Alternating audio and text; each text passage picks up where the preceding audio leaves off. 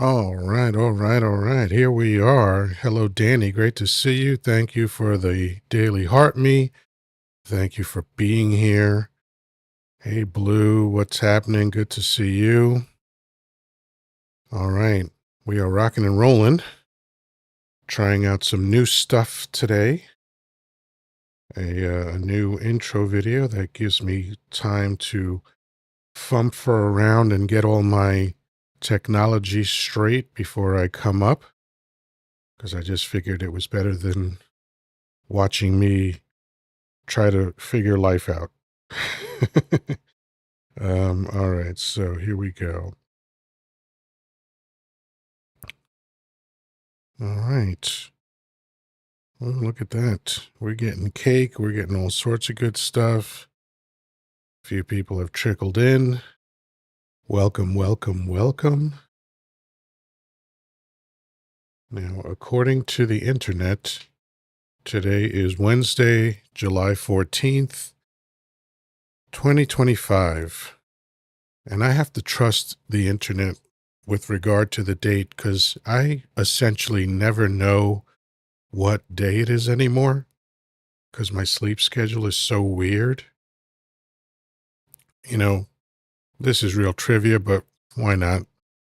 So with most people, like tonight's Wednesday night, and for most people they will go to bed Wednesday night and wake up Thursday morning.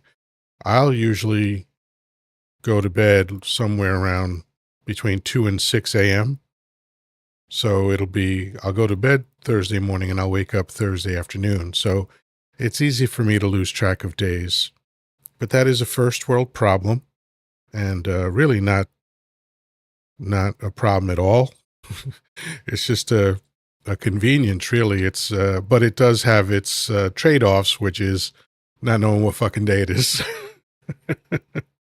When I start a live, I always have to check to see the day of the week and the date, because otherwise, like, I don't have weekends anymore. I don't have holidays. Like, you know, it's all just one continuum, I suppose. Pardon me. So today I have a couple of ideas that I want to talk about. Um, there is the overarching title to this is yes, Danielle, adulting is weird, and it doesn't stop being weird. And I've been adulting for quite some time now. I'm 61 years old, and yet I haven't quite gotten the hang of it yet. Easy for me to say. So the what the title alludes to is the reaction that I had to a podcast that I was listening to earlier, where they were talking about how America, or really any country, is wrong to try to run like a business because the functions of a country and the goals of a country are very different than the functions of a business and the goals of a business. So then he also reminded me that Elon Musk had referred to Social Security as a Ponzi scheme. So I'm going to dive into that, and we're going to talk about it. Um, the whole idea, really, of privatizing these kinds of things, like privatizing Social Security, just so you know, just based on history, recent history, last 20 or so years, had Social Security been privatized, it would have been wiped out for the most part. So, no, not a good idea. Not a good idea at all. So, I'm looking up when Chile privatized, I think they privatized their retirement fund, if I could only speak. Their retirement fund. Second, oh, would help if I had Wi Fi turned on so I could get to the internet. Let's do that one more time again. All right. There we go. They tried to privatize their pensions, um, and it failed miserably. Absolutely failed. And the details of it aren't particularly important to me, although I am interested in getting the details. I'm not going to talk about them tonight. But that's just a fact, right? So there's 8 of us in here. Welcome, everybody.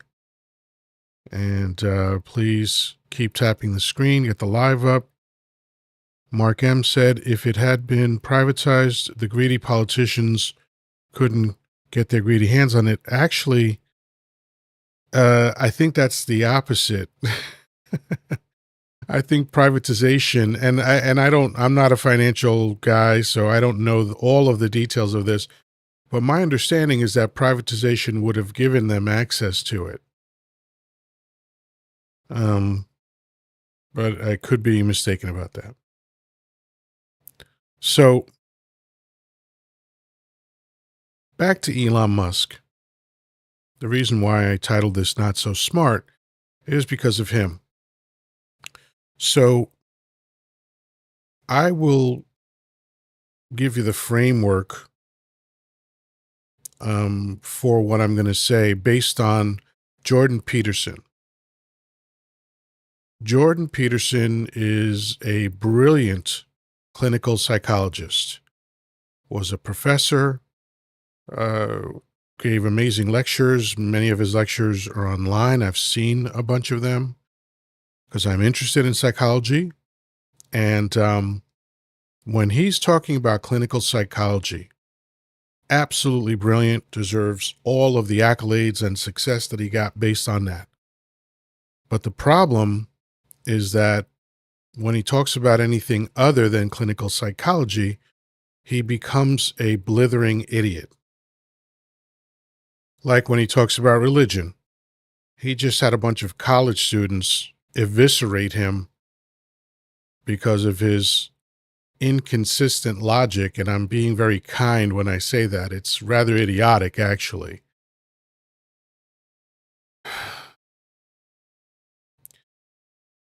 But what Jordan forgets is what many of these older people, and I'm counting myself in this, although I'm not like this, but I am older.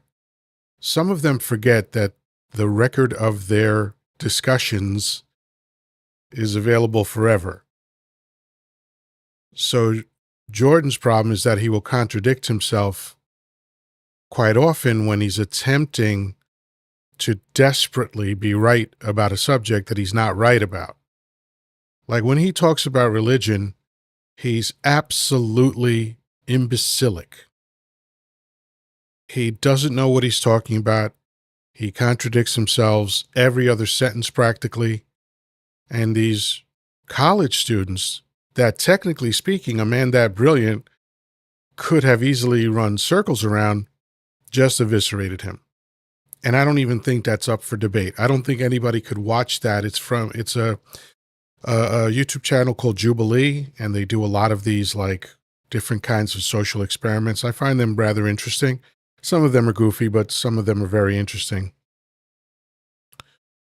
Blue, maybe it's because he's being paid, but you know, I think you could be paid and still be smart and sound smart, like someone like Christopher Hitchens, and all of his ilk. They were well paid people who are atheists that never lost in a debate because they were fiercely intelligent and they knew their material, and they had a logical through line that connected all of it, and it was unshakable. When I debate someone, that's what I aspire to do. I'm not always successful at it, but I aspire to make my argument unassailable, which is the opposite of what MAGA hats do. They say something, you go, no, that's wrong. Here's the facts. And they go, nuh-uh. So that's the opposite of what I do. I only endeavor to give informed opinions. I don't always give informed opinions, but I almost always give informed opinions. I don't like giving an opinion. Like some once in a while, someone asks me a question on here or on any other live show, and if I'm not well informed, I will say, "Yeah, I don't know enough about that to give an opinion."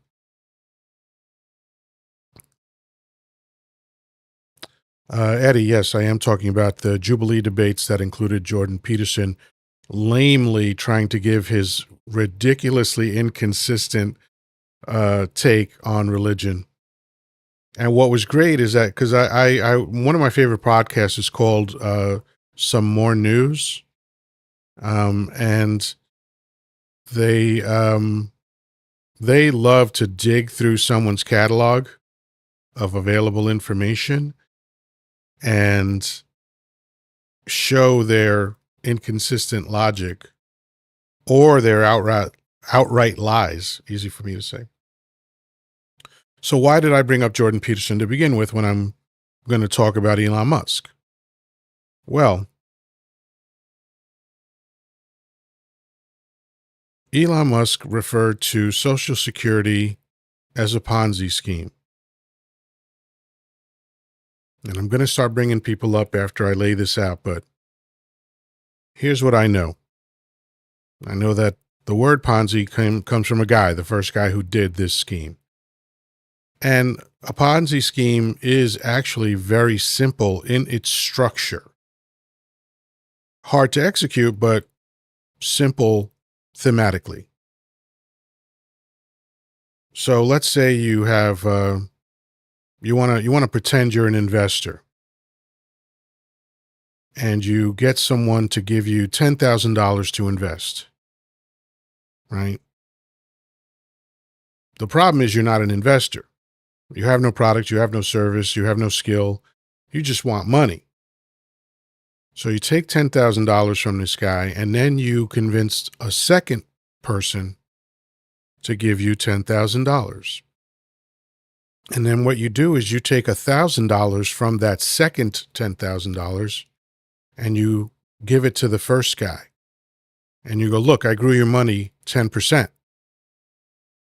And the guy goes, wow, that's fantastic. That's S&P 500 types numbers there. That's excellent. But like I said, it's S&P, so it's not that impressive. But at least I know you're good at your job. So then a third guy comes in, $10,000, and he takes another $10,000.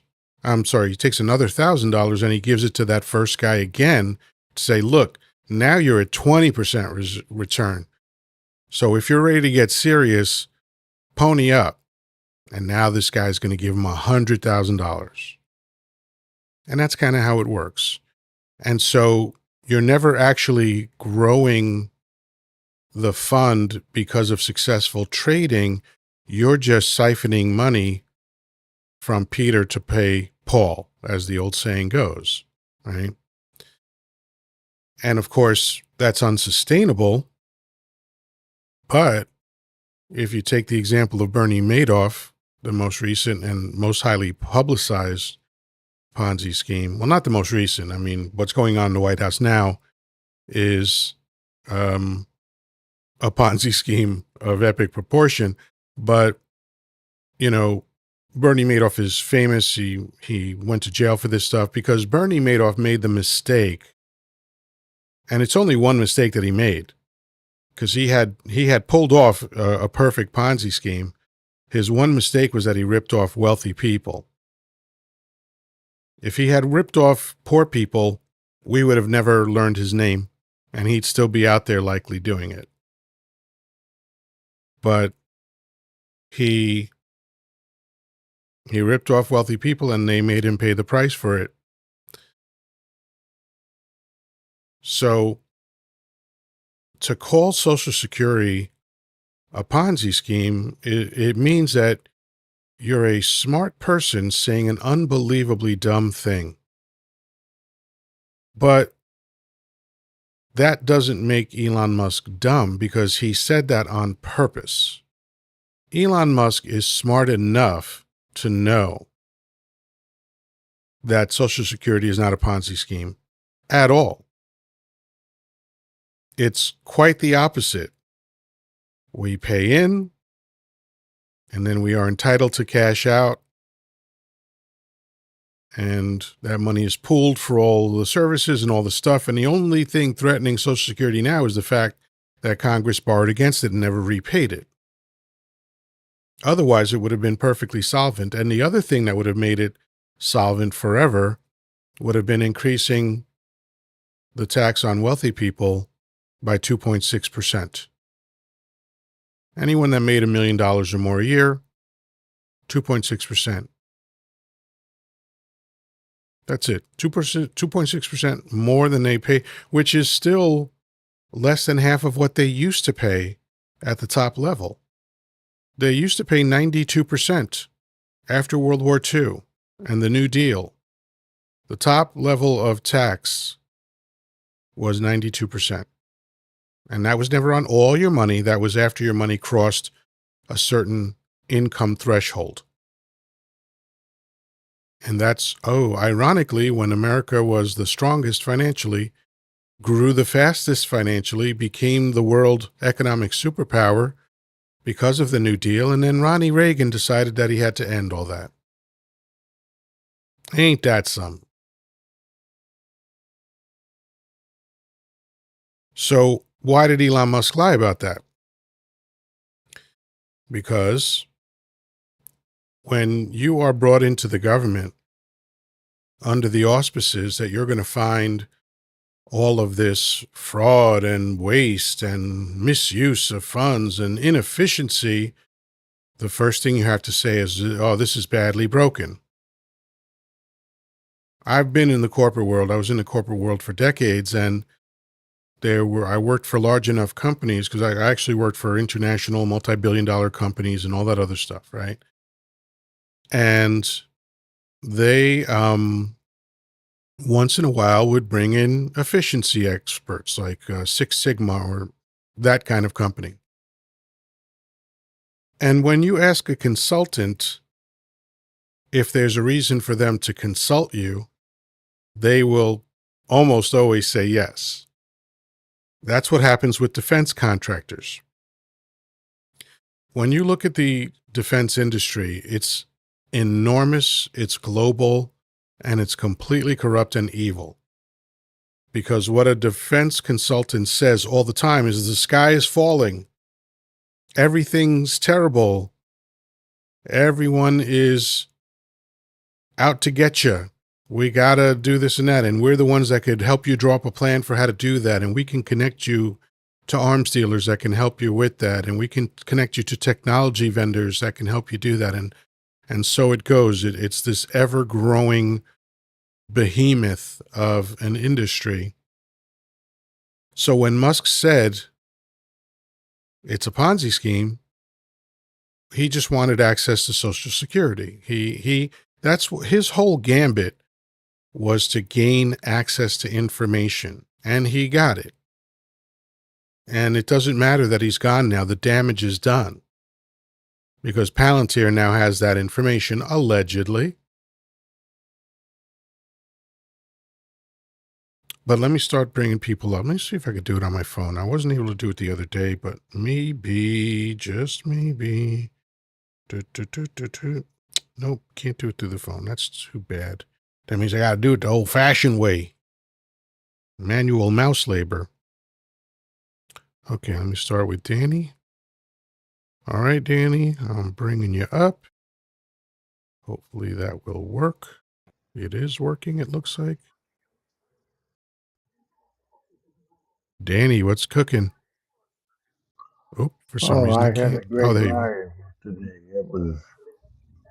I'm It sorry, was repeat that. I awesome. didn't hear that. I said I had a great live today. It was awesome. I was able to listen to it while I was getting ready, and I agree with you. Let's see. So Eddie's up. How you doing, Eddie? Well, pretty good, pretty good. Excellent. And Blue, otherwise known as D's Nuts, is coming up. Hopefully. I've invited you up. CompuBear, absolutely. I will bring you up as well. All right. So we got a 2-on-2. So how you doing, Blue? I am wonderful. I'm cooking dinner, so bear with me with the interruptions. Oh, no worries, no worries, please. You gotta make sure that the machine is fed. That's the only way it works. CompuBear, how you doing this evening? Doing good. Just recovering from a long drive up to Denver and back home. So Oh it wow. was, 2 hours Now up, 2 hours back, and 2 hours 2 hours there. up, So 2 hours back. Yeah. Yeah, I yeah, used to when I drove for Uber once in a while. Those were the drives that I loved and hated at the same time. Because it was like, yeah, all right, 2 hour drive, I'm going to make money, but then I'm 2 hours away from my market, and getting back sometimes was a real pain in the ass. right. Yeah. I got you. So, well, I hope it was a fruitful trip. It was a doctor's appointment, so I can't say it was a fruitful trip, but hopefully we will discover more information. But we ran it. We found a peach and plum and stand on the way home, so That's that was literally great. fruitful. Right, exactly. That was my point. Yes, exactly. You said fruitful. That's why I was mentioning and it. even and Yes, even without the actual fruits, I'd say it was still a fruitful trip because yes. putting yourself in a position to maintain your health to me is fruitful. That's just my perspective. No, no, totally agree. But I was trying to play on the pun that yes, Yeah, it was fruit. Fruit. I It love was that. fruitful coming back. Right? Yes, I have yeah. not had a And the peach in a peaches and long peaches were time. amazing. They were Damn, amazing that's too. that's weird. You ever just suddenly realize you haven't had a piece of food that you love in a really long time? Like I love fruit. I don't know why I Right. haven't That was had my fruit response. in the That was longest my time. response coming back. Right. That was my response coming back. I'm like, I haven't had fruit, peaches in years. And we drove past the fruit stand, and I made my other half turn around and go back to the fruit stand so I could get peaches and plums. I was thinking of making some peach plum jelly. Sounds good. One of the reasons I love summer is because of rainier cherries, and I had some last week. Oh my god, so spectacular! It's such a treat. Expensive as fuck, but totally worth it. Just to get them a couple times a year. Like I have oranges, I have mandarins a lot, I have apples once in a while, but I haven't had a peach in a very long time. I feel like I've been neglecting myself a little bit. Well, we planted a peach and rainier cherry tree in our backyard last year, and we were supposed to have them this year, but we had a really early kind of spring, but then it came down and froze. I mean, we're talking sub degrees freezing, and so all the little flowers froze off of it, and we didn't get any fruit this year. So Ah, I'm hoping for next year. all Yep, right. yep, we'll have cherry and peaches next year. Well, at least keep it alive. We You had have a to come peach tree visit when me. we first moved in, and it gave us good peaches the first year and not so good the second year. And then sometime shortly thereafter, it didn't survive at all. Aw. I wonder if it's because Jesus Christ cursed the the bush, because that did happen in the Bible. Um, Well, yes, but yeah, and yeah. just for people that don't know, I'm not making this up. Uh, Jesus was angry at a fig tree, and he cursed the fig tree to wither and be gone. Fun stuff. Anyway, so let's start My at the only comment bottom. on that is mostly I say the verses about including Jesus are the good ones, but that makes Jesus look like an asshole too. Yeah, well, I would say keep reading, but anyway, Danny, Yeah, starting with you, I laid out my preposition with regard, not preposition, sorry, brain proposition. fart, proposition of the idea that Elon Musk said a really stupid thing about Social Security being a Ponzi scheme, but he did it on purpose, not because he's dumb, even though he does say a lot of dumb stuff. But like, when he's talking about his thing, technology, he's smart. Anything else he talks about, like economics or government, he's very dumb. So what's your take on that? Who are you talking to? I was talking to Danny. Okay, that's what I thought. Sorry. That's okay. If you wanted to go before me, I wouldn't care. But anyway, I can honestly, truthfully tell you, he says a lot of stupid stuff. I have to agree with you. But they've been saying this for decades that Social Security is a Ponzi scheme. They have been trying to privatize this in earnest since Ronald Wilson Reagan. I mean, he's the one that made sure that they passed, so they started taxing Social Security. So before that, Social Security was never taxed by the federal government. So this, the, I have to agree with you. But the thing is, Bush tried to do it, senior and junior. Uh, it kind of fell off the shelf during the Clinton and the Obama years, but it didn't even come up by the Republicans. And all of a sudden now we got probably the most hated president in American history, and his lackeys like Elon Musk saying that, hey, we need to privatize Social Security, and like it's a new idea. Hello, they've been talking about that before he was frickin' born. You know, so Republicans never liked Social Security. Absolutely, like Grandma just says, they just want to make money off of it. They want to take as much money as they can, and all they're saying, and they're threatening everybody because they say it's insolvent and it's going to go broke. But here's the big thing, Yoda. The If they would just pay, if the Department of the Defense would just pay back what they borrowed from Social Security decades ago, this would never come up as a discussion because they took billions, probably close to trillions of dollars from Social Security decades ago and Yep. never paid it back. Yep. So, And isn't it funny where when someone comes in like Elon Musk and creates Doge and says we're going to go after wasteful spending, well, the Pentagon failed their last 7 audits in a row. Maybe that's a good correct. place to start, or the fact that the defense budget is now over $1 trillion a year. And they have a lot of wasteful spending in the Department of Defense. I can tell you, I can testify that we got our budget. Our budget started October 1st to September 30th. That was our calendar year. And if we had any money left in our account that we were given so much money, they would. We bought crap that we never would have purchased because of that. Because if we didn't spend all of our money, we weren't going to get the same amount next year, or what we really wanted was a little more. If we didn't waste that money at the very end of the year, we never would have got it by the fiscal year. Stop believing the MSM, which I assume means mainstream media, says, and I've invited you up. So let's see if you have what it takes to come up and speak intelligently. I have my doubts. I have my severe doubts, and I'll tell you why. This is the comment.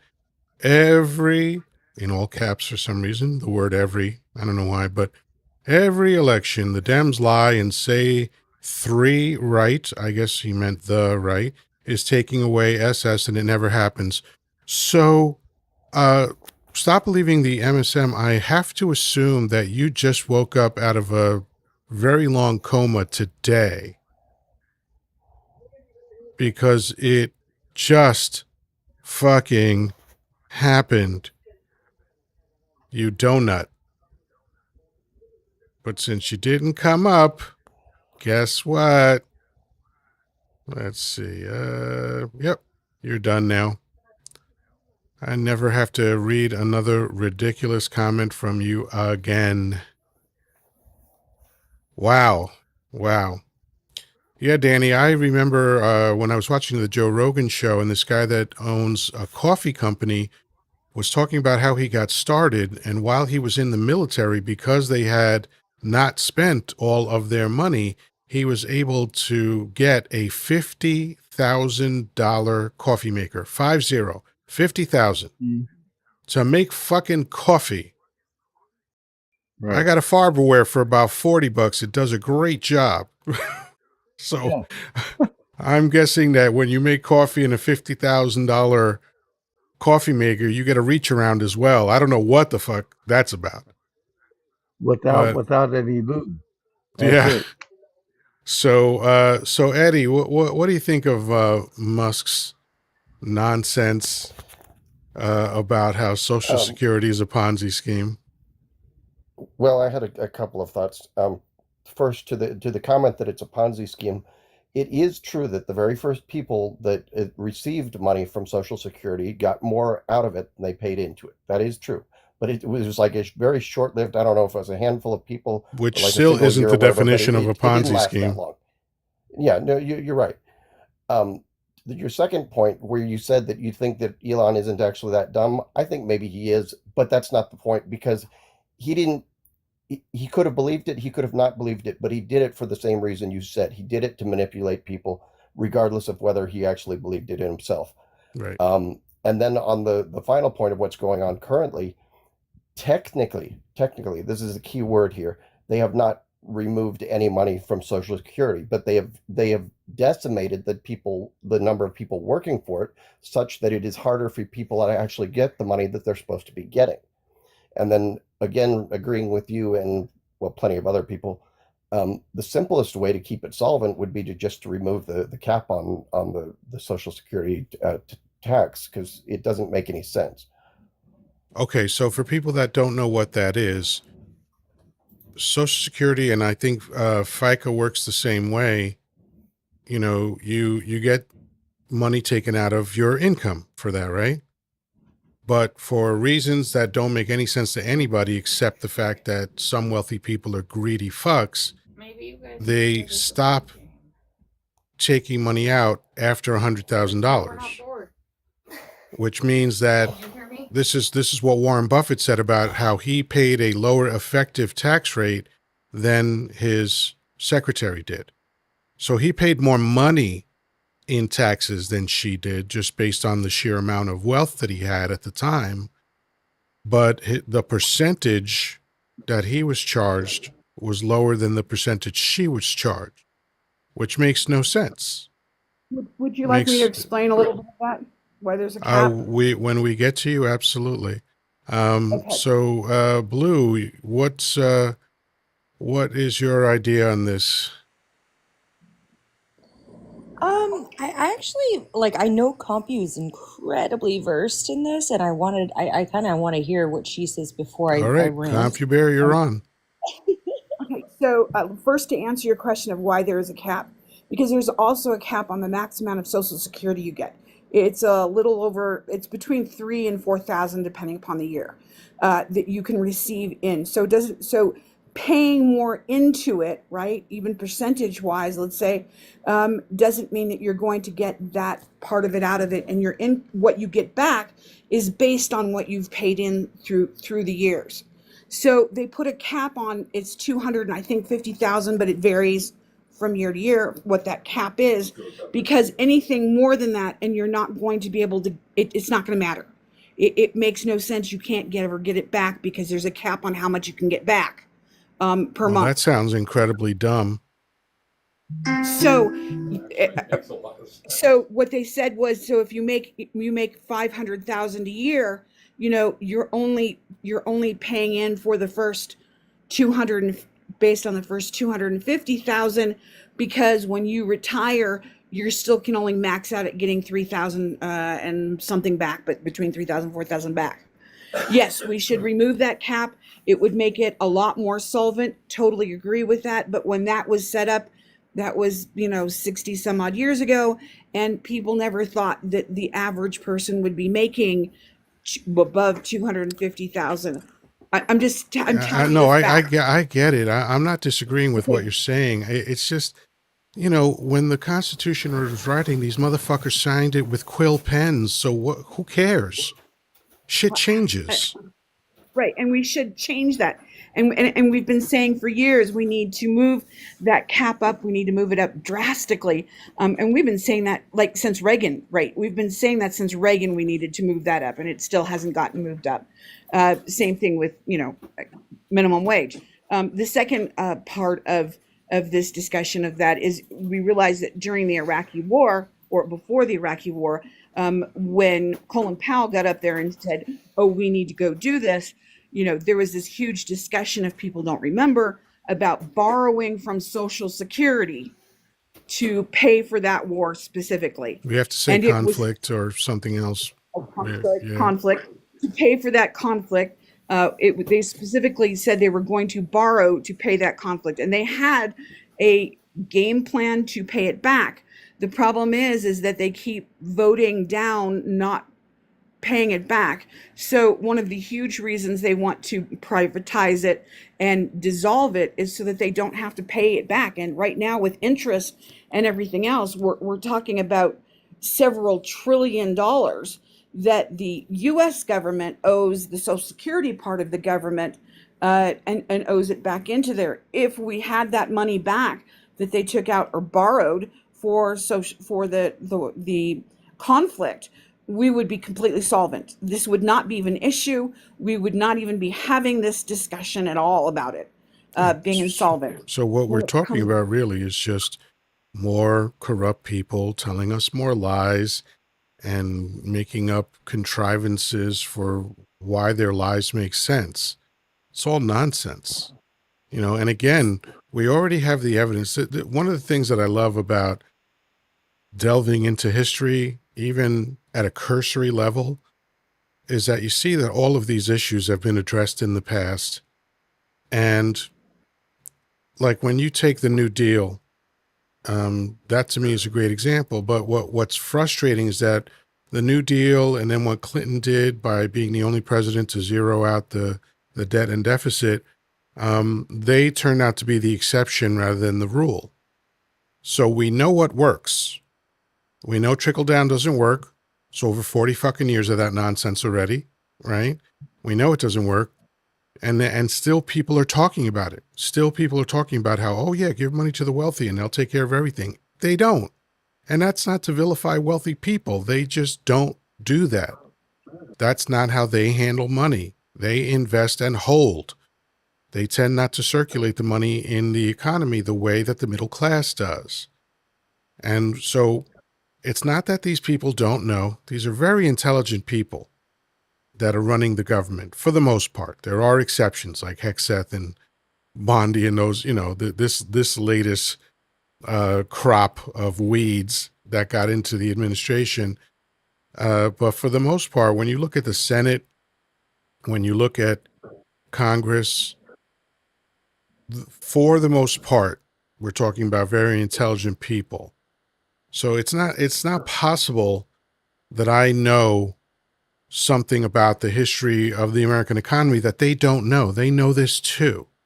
They know what works. They know what America did in the past that was hugely successful. But that was Reagan's thing. Reagan wanted to dismantle everything. That his first day in office, this is just one of these little side note things. He removed the solar panels from the White House that Jimmy Carter had put up. Why? Why? Just to be like, oh, look at me. I'm a macho cowboy dude. I'm not going to listen to that soft dude who sold peanuts. It's just nonsense.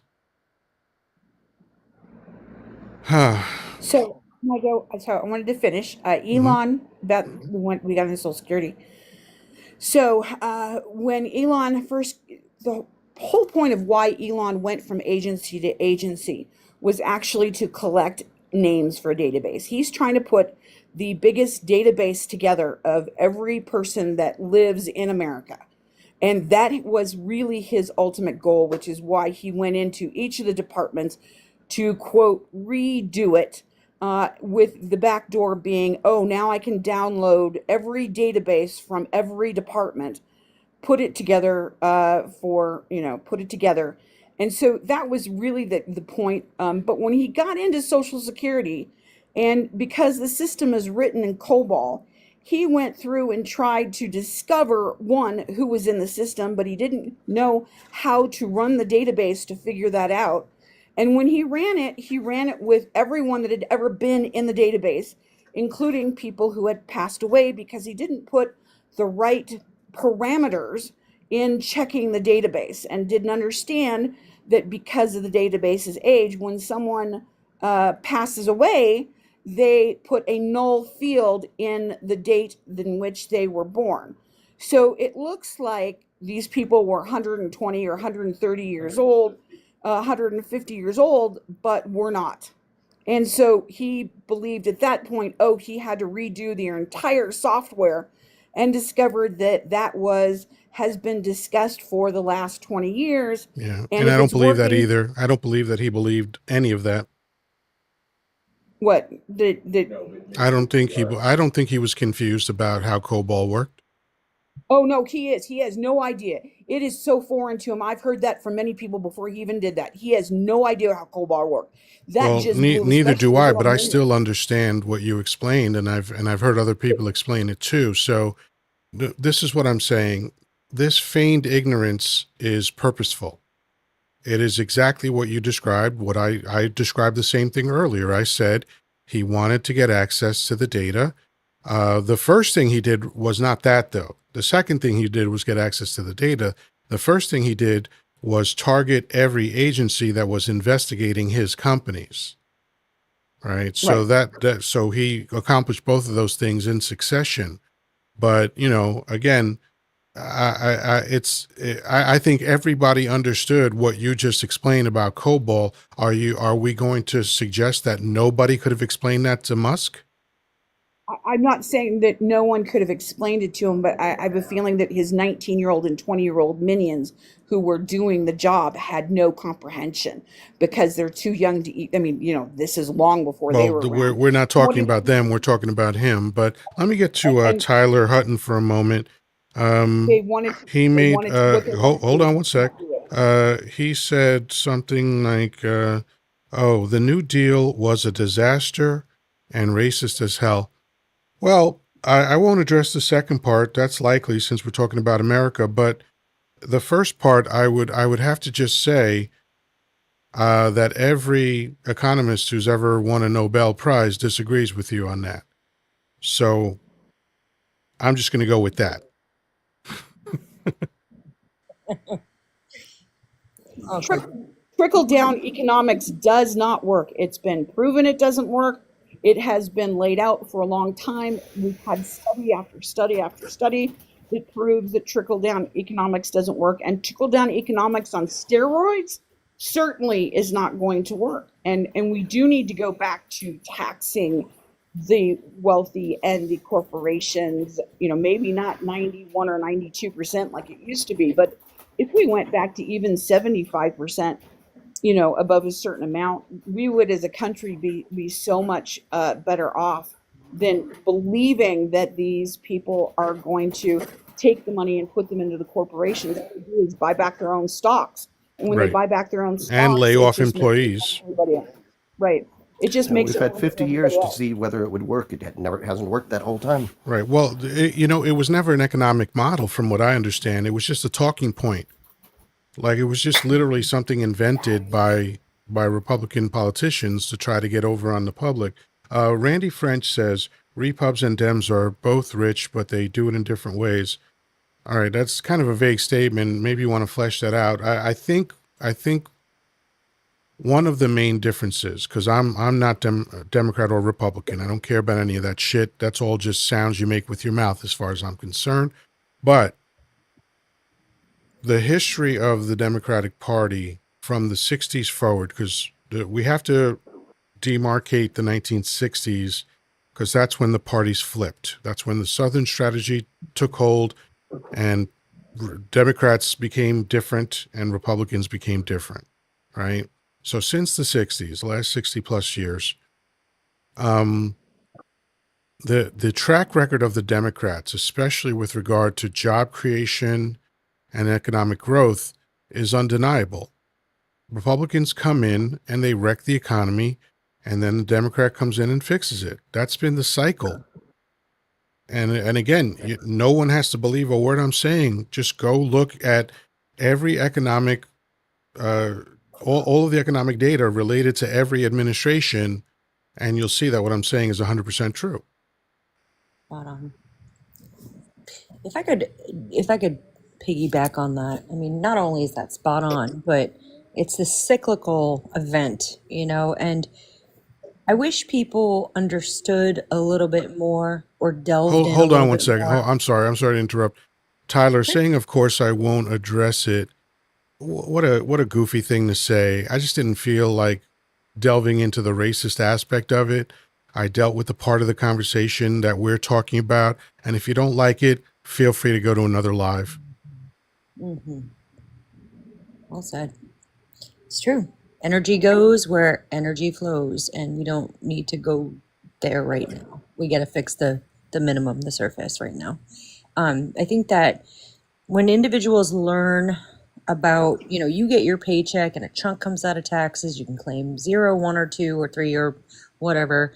Once you start peeling that back and understanding where it's going towards, that might be what awakens people into how they choose who they support politically, who are supposed to represent that money and spend it on our behalf.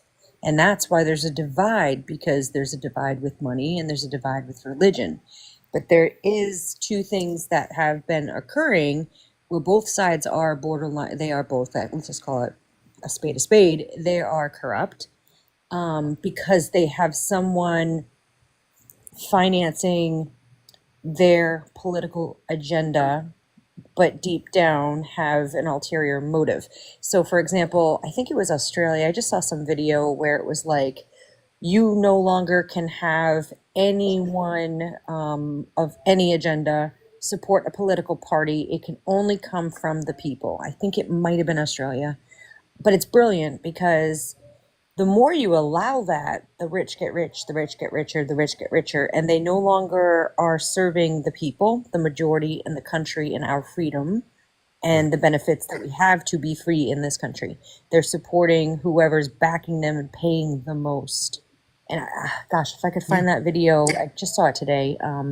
But it's by the way, brilliant. that's how Canada runs its elections. There's Yes. no corporate money in Canada's elections, and the campaign is only 3 months long. There is a little caveat to that with France, and backing that, but at least they take care of the majority of their people and the fundamentals of humanity, which makes that okay without having a king or queen as a king or queen. So they appear to be an independent country, but it's a little bit more convoluted. But at least it's more stable than what it's become here. So I agree with you. But I think that once people learn where their taxes are going, and that when you pay a small chunk of that to your social security, that used to be, you can't touch that, right? Nobody can touch that. And it grows with GDP, it grows with cost of living and population growth. And when you retire, it's dispensed to you on a weekly basis as a social security check that you invested in. And they say, because you invest in that social security check, you should get that money back, but they're investing double amount on that. So there should be a compound growth for you based off what you, it's a lot like how a 401k works. And what's happening is that because that there's a vulnerability within the markets, because there is that GDP and cost of living, they've taken that gamble and they've put it in a high risk gamble based on economy. So if the economy crashes, a higher percentage goes to the people that invest in it, which would be the elites, and therefore what you have put in for your retirement as Social Security, they're depleting those funds because they became touchable. So if anyone, I'm trying to speak in layman's terms because it was really hard for me to understand and break down where my taxes went. But once you understand where your taxes go and you start seeing these decisions come out of this elitist leader who clearly does not have our best interest at heart, you'll start to see it impact you personally before it impacts you personally. and you can make a difference. And so that's something that I highly, it's not really as intimidating as you think it is. It's a chunk of your money and your check that's coming out and going somewhere. Do you want it to go to Alligator Alcatraz, or do you want to go to your retirement fund? After 65 years, you can finally live your life with that little stream of income coming in that was supposed to be not touched, that now is spent, and now it's at zero. So all the years you've paid taxes, you might not be getting a check come 10, 20 years. And Right. that's why it's so important to protect that, as is important to protect unemployment when you have a crisis, let's say. Yeah, anything that you pay into that you're supposed to get back on, I have no problem referring to that as an entitlement, because you're entitled to that fucking money, and it's sort of it's a contract with the country, right? Like, I'll help take care of you while I can, while I'm able-bodied, while I'm in my prime and able to work and all that, and then when I need it, you take care of me. That's a simple contract. And the fact that America's breaking that contract is disgusting to me. Traffic Man, you're a beast. Thank you so much for nailing all 100 roses. You're incredible. Thank you. How you doing tonight? Yep. Good. Absolutely, sir. Your lives are 100% worth every penny of that. Thank I you. truly Thank mean you. So how you doing, man? that. Not too bad. I guess we're speaking of federal taxes, Social Security, things like that. Yeah, we were Um, we were speaking about that topic in conjunction with the fact that Elon Musk called Social Security a Ponzi scheme. And I can't prove this. I don't know this to be a fact, but I believe wholeheartedly that he knows that that's not true, and that he just was doing what consultants do that are brought in to fix things. He's going to start trying to tell you that everything is broken. Because, from my understanding, things like Social Security, things like Medicaid, Medicare, the VA hospital, for the most part, have been very successful programs. And the only time they get fucked up is when these corrupt motherfuckers come in and fuck it up. Because Social Security seems to be like one of the best designed systems that America has. And I don't know all the details of it, but from what I hear people describe when they talk about the mechanics of it, how it was established, how it's sustained, et cetera, the only thing that damaged it was when politicians decided to take money from it and not repay the money. yep. I mean, we can see, speaking of federal programs that we all enjoy on a daily basis, whether or not we realize it, the United States Postal Service. The United Right. States Postal Service had surpluses for its entirety up until 2007, when then Republican run legislature decided to make it so they had to fund, or they had to fully fund current and future pension programs, and all of a sudden they fell into the red And it was for, and I have been believe, at least struggling ever 10 since. years, right? They had to go 10 years in the future. Correct. Yeah. So this is what I'm talking about. And so the post office is an excellent example of why the government does not operate like a business. Okay. The mere fact that Amazon uses the post office to deliver so much of what they do is a hint into what I'm saying. If they tried to privatize that, Amazon would find out very quickly how much money it costs to do all that, to get to every rural area, which Amazon does not like to go to get to every post box, right? What do they call those things? Hmm.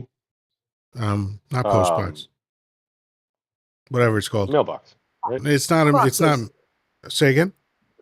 Mailboxes. Not mailboxes. There's another thing, like when you go and you buy like a little space at the post office where you receive your Post mail. office box. Oh, Post PO Yeah, box. P.O. Box, P.O. PO Box. box. There you go. Post office box. I don't know why my addled brain couldn't get to that, but anyway, but the notion America should run like a business.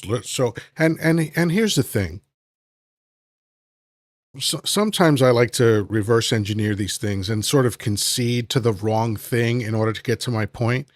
So if I concede to you that America should run like a business, then the person running America needs to be good at fucking business, don't you think? Why would you put a glorified carnival barker who has a long string of outrageous failure in his portfolio? But you can go to the Sharper Image and get his steaks. Only for 2 months. Yeah, Only for 2 right. months. That's how, think about that. I love this story, and I'm so glad you brought that up. I remember the Sharper Image. I bought a pen there because I got it on sale for some other shit that I was buying. It was the fanciest pen I ever owned. I just gave it to my son a couple months ago. But the Sharper Image was a fun place, consumer electronics, sort of on one part of the store was like a Williams Sonoma kind of thing. On the other side of the store was like a Radio Shack kind of thing. So it was a nice, interesting kind of store. At the time that that store was up and running, there was another business that was hugely successful at delivering meat and other animal products called Omaha Steaks. So you'd think if you're a smart businessman and you think to yourself, I want to get my steaks into the hands and mouths of consumers. What's the distribution point that makes the most sense? Is it the company that already delivers steaks to consumers? Or is it the retail consumer electronics company? And of course, Dump, in his infinite addled brain, he decided for the latter. And think of all that it takes for any of us that have launched businesses, large or small scale. Think of all the preparation and work and effort that it takes just to launch a business. You have to have your product or service, you have to have your marketing, your financing, all that stuff, and you have to be funded, of course. That business failed from launch to failure in 2 months. And no one has to believe me on that. Go to the SEC, where Dump had to make a public filing when he took Truth Social public, and he had to list out his string of failures. It's right in there. The guy fucked up casinos in Atlantic City. Now, in all fairness, between, I think it was 2014 and 2016 or something like that, 5 casinos went bust in Atlantic City. Dump owned 2 of them. It is rare, just in the history of casinos, for a casino to go under. It's possibly one of the best businesses that you could ever be in. It just takes a lot of money to start one, but once you start a casino, you're good. The money just pours in, especially in places like Las Vegas and places like Atlantic City. Atlantic City was made for degenerate gamblers. Okay. Mhm. And so the fact that he fucked that up, but please, look it up. Do yourself a favor, just to understand how terrible this guy was at business. He only got good at business this year because he got back into the White House. Now he's wealthier than he's ever been. Well, Blue had brought up a very good comment down in the comments there, and I'd like to expand on that. So, if the country, and this is something that I've rattled with people around me that bring up the whole "we need to be run like a business" nonsense.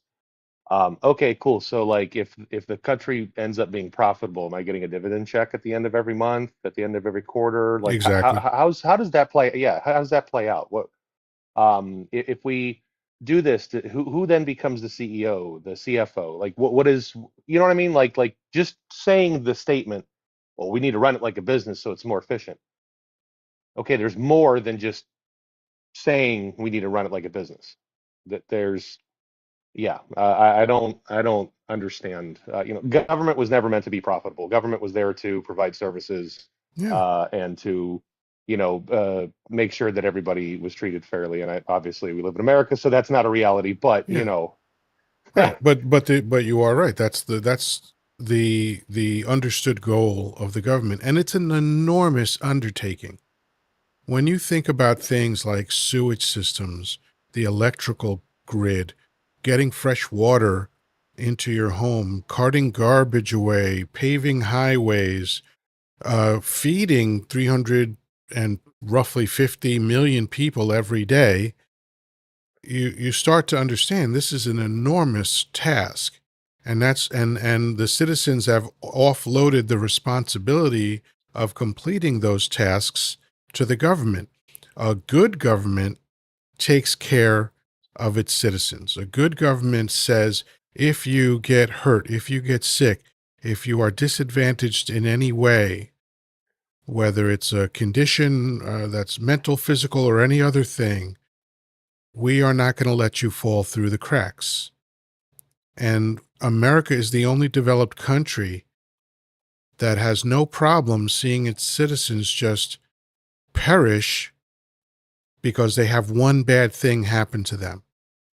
A broken leg can make it so that you lose everything, a heart attack, any kind of extended stay in the hospital, and your entire life can just be swept away. Like a tsunami wave sweeping away houses in a town. You work and work and work your whole life. You're putting in, you're putting in, you're putting in.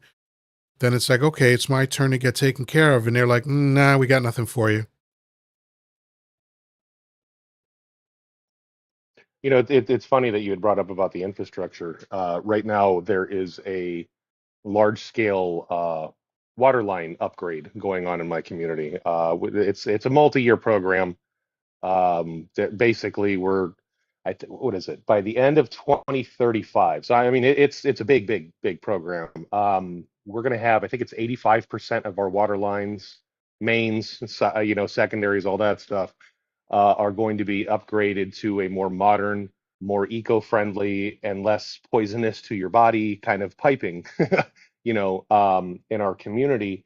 And there's this mindset that when people see the construction equipment show up, immediately it's, oh no, I'm going to be inconvenienced now because my road's going to be torn up, or you know what I mean? That I don't know if it's just human nature to want to complain, but this is your tax dollars at work. Look, this is something positive, and I you know, tried to explain this to an Uber driver once. I was horrified because it was a Latina and she was complaining about Biden and praising Dump, which made me sick. So, but she was talking about how Biden didn't do anything as we were driving past construction sites. And I said, you see these crews out here fixing the streets? Yeah. That's what Biden did. Right? So, and that's just one of many things that Biden did. And thanks to saying that there were no problems when Donnie Dump was in office. It's like, well, I already know. I said this in my mind, obviously. I already know that she wasn't smart enough to have this conversation. But it's frustrating because, yeah, Billy Joel has a line in a song. That's the title of the song, actually. It's called "You Pay for Your Satisfaction Somewhere Along the Line." So if you want smooth roads, that means sometimes you're going to be delayed in traffic because of construction. And then the question is that a fair enough price for smooth roads? I say it is. Yes, it sucks. Yes, we're all trying to get somewhere. Yes, we hate being late, blah, blah, blah, blah, blah. But either we're going to have fixed roads so you don't complain about how terrible the roads are, and we're going to have traffic as a result of fixing those roads, or we're going to have shitty roads. So which is it? If only America had a more efficient transit system that they could use. I'm sorry, I don't want to get into that whole So topic. I wanted to throw in something funny. In Mexico, what we do, one, there are literally potholes big enough you can drive a car into, and I've seen them on the road, and you could be Oh, I live in driving Ohio. at 50 miles an hour, and all of a sudden there is literally a pothole in front of you big enough to swallow your car. But also in Mexico, one of the things that I find interesting that I kind of want to see here is people will just go out on the street and repair the holes and then stand there with a hat out for you to put money in. And so if you go by and use the street and you appreciate the fact that they filled the hole, then you pay them. And it's kind of a universal take on, on that kind of almost socialism type thing of, here, we got a hole in our street, go out and fix it, and then everybody tip for it. Well, the street and highway system is a socialist function. The library, public parks, uh, EMT, police, firefighters, sewage system, the electrical grid, these are all socialist functions. The internet is a socialist function. And yet Americans have been trained to be afraid of that word. Hey, there's 54 of us in here. What I didn't ask you to do earlier is share the live, please. So you can do it one of two ways. You can either share with the live link. The share icon link, and that enables you to share it to 10 of your contacts, or you can hold your finger on the screen and a bunch of your friends will pop up, and I believe you can go at least 30 of those with just hitting send next to all of their names. Todd comes in and he says something brilliant after hearing everything that we're talking about, taking in all of the information, considering what the smartest thing to comment would be. He writes dump. Good for you, Todd. You're excellent.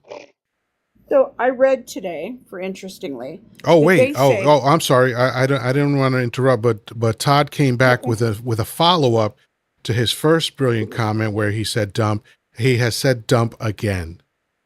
okay, so I would love for him to answer this question because I read today that really there is no one that is governing the country, right? People say they want to remove everybody from government, clear the swamps. But the problem with clearing the swamps is then there is no one that is educated enough and no one that understands how to govern. And governing is a skill. Governing is something you work out for your career. Governing is something that you spend your life doing or you go to school to learn to do. And if you clear the swamp, there's no one left to govern. And right now they're claiming that there is no one governing the United States right now. You have Christie that's too busy trying to get rid of everybody, that's not white. You have YT. Stephen Miller. Sorry, you have Stephen Miller, who's busy trying to pass all of these executive orders to fulfill his Project 2025 dream. You have his boss, who is busy making daily Fox News things so that Trump can be informed by video because he can't read. You have Pam Bondi going off in 150 different directions, none of which is for the good of the country. It's all for personal stuff, for Trump. So who is actually governing the country? Who is actually doing the job of doing what we need to govern? Well, so I think you conflated two ideas there, although of course your message was clear, but draining the swamp in my mind was not about removing career politicians. My understanding of it, and this is just from my perspective, was that he was talking about removing corruption and grift and all that stuff, which of course is hilarious for a grifter to say. And he did drain the swamp and refilled it with raw sewage. But Joe Biden, no matter what anybody thinks of him, no matter what criticisms I could easily level against him, he did a phenomenal job when he was in office. And the reason for that was that he understood government. He understood how to get things done. Because when you think about it, he only had 2 years to do what he needed to do. And he managed to do huge, unprecedented, record-setting things in that 2 years.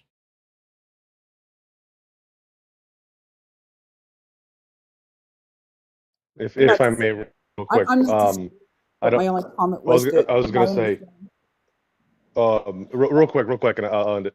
If everybody remembers the little clip from Family Guy where the Griffins stop off at that like Waffle House or whatever, and there's a bunch of people wearing red hats, and they all start saying Trump, Trump, and it kind of ends up like the scene from The Birds. That Mhm. Todd has now fully encapsulated that into the That's human okay. form. We're not going to That's all I hear gotta from say. him anymore. He's, that's someone who obviously is just desperate for attention, Or that might be the only word that he knows how to type. Who knows? Anything's possible with these MAGA hats. So Yeah, who I else just wanted was? to say my Go ahead. understanding of clearing of draining the swamps, and what I've repeatedly even heard within the last few weeks is they had intended on clearing out all of the career politicians. That was what they meant. But the problem is that these people who say this do not understand that it takes a lot of work to govern, and you have to have a special skill to do it, which you're right, Biden did. I think if we had given that administration a little bit longer, you would have seen a great uptick in everything. But the problem was he had to recover from COVID because we had driven C19. so far down in that and turned around. Yeah, we have to say C19. TikTok does not like that Well, word. So yeah, and part of that is the lack of attention span of Americans.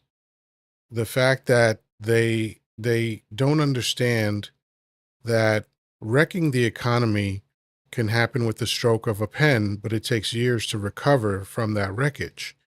And so when they saw what Biden was doing, instead of rewarding him at the midterms with bolstering the party, they started the process of ruining things. And then almost nothing got done after that first 2 years, but, and that's obviously the main responsibility is the corruption of the Republican Party, but it doesn't help that Americans are so shockingly unsophisticated when it comes to how the country needs to run.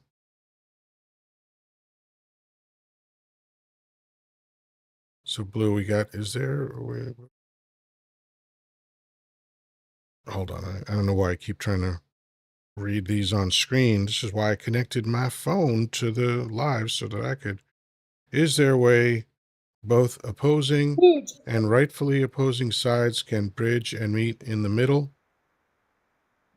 Well, the thing is that the Republican Party and the Democratic Party are not supposed to be opposing sides. And I use the word supposed in quotes, but they're not meant to be opposing sides. They're meant to be two parties that have different ideas about how to get the job done. That's what we used to base elections on. Who has the best idea for how to make America work and prosper and grow, right? And we used to reward the politicians that knew how to do that. Not always. America has a very long history of shitty presidents, but most of the time, when they talked about, like you heard it in debates, it wasn't like people were giving you radically different ideas. Most of the ideas were very nuanced, like, well, we think this way is best. Well, we think this way is best, which is a lot like your way, but has a wrinkle to it that's a little bit different. I mean, at least that was my perception of government and politicians.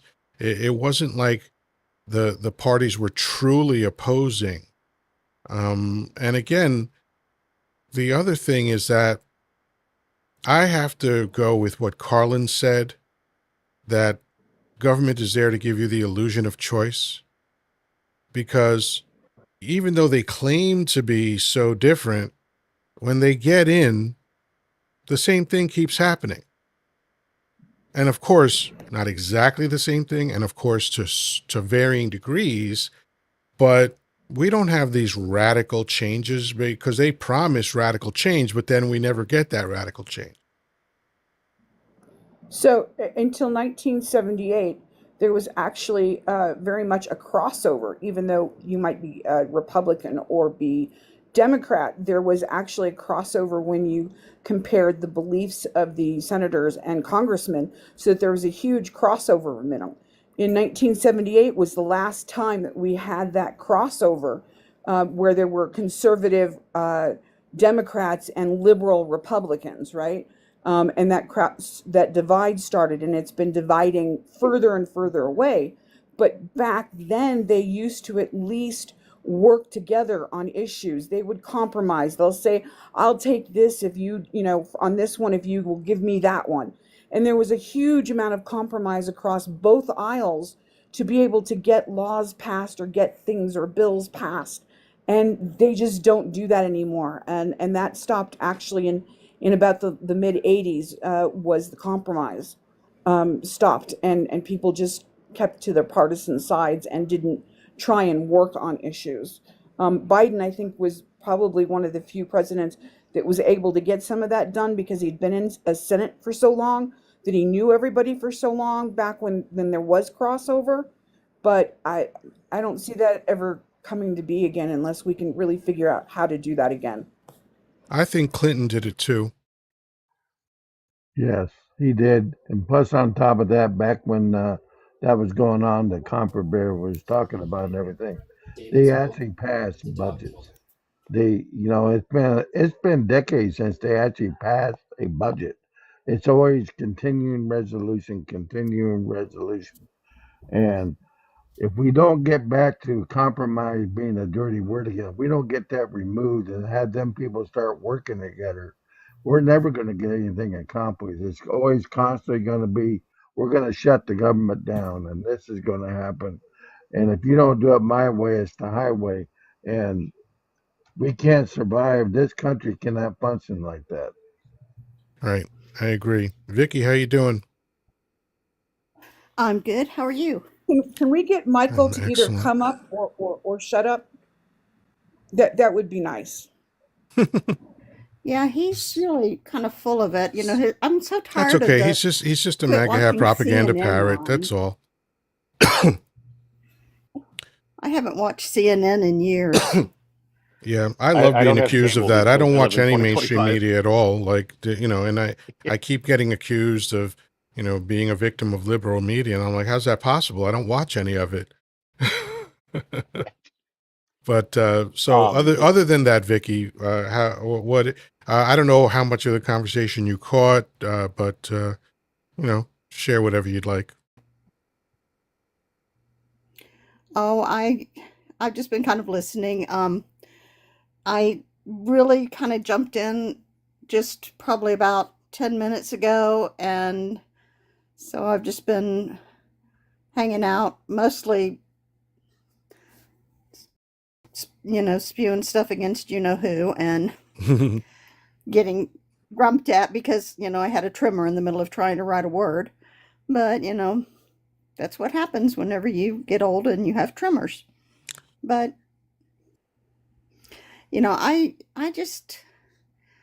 I do agree that we need to find some kind of common ground, and I don't know if we ever are going to in this environment. Well, my opinion is well known on this, but we never have had common ground. This is a country that started off not being able to find common ground on whether it was cool to own a human being or not. Well, this is true. So anyway, 64 of us in here. Thank you so much for spending some time here. Please tap the screen. I know we can easily get to 100,000 likes, but for now, the next goal is 60,000. Let's try to get to 60,000 likes as quickly as possible. I do have what I think heart puffs or something like that. They're just $1 each. So if anybody can get to that, that'd be fantastic. And as always, it's Yoddah Live. I'm here Monday through Saturday on 10 p.m. Eastern Time. I wasn't sure I was going to make it tonight because I was exhausted. Last night I barely slept. I had to miss participating in Danny's live because I set my alarm, and when I woke up, I was like, I am not gonna make it. But let me bring Eddie back in. So anyway, yeah, this. Of course, I'd love unity. I'd love to see that happen. But and of course, nothing is impossible. I would never say that it can't happen. Just in my opinion, it's never happened in America. It's never been the United States. Calling it the United States is aspirational, in my opinion.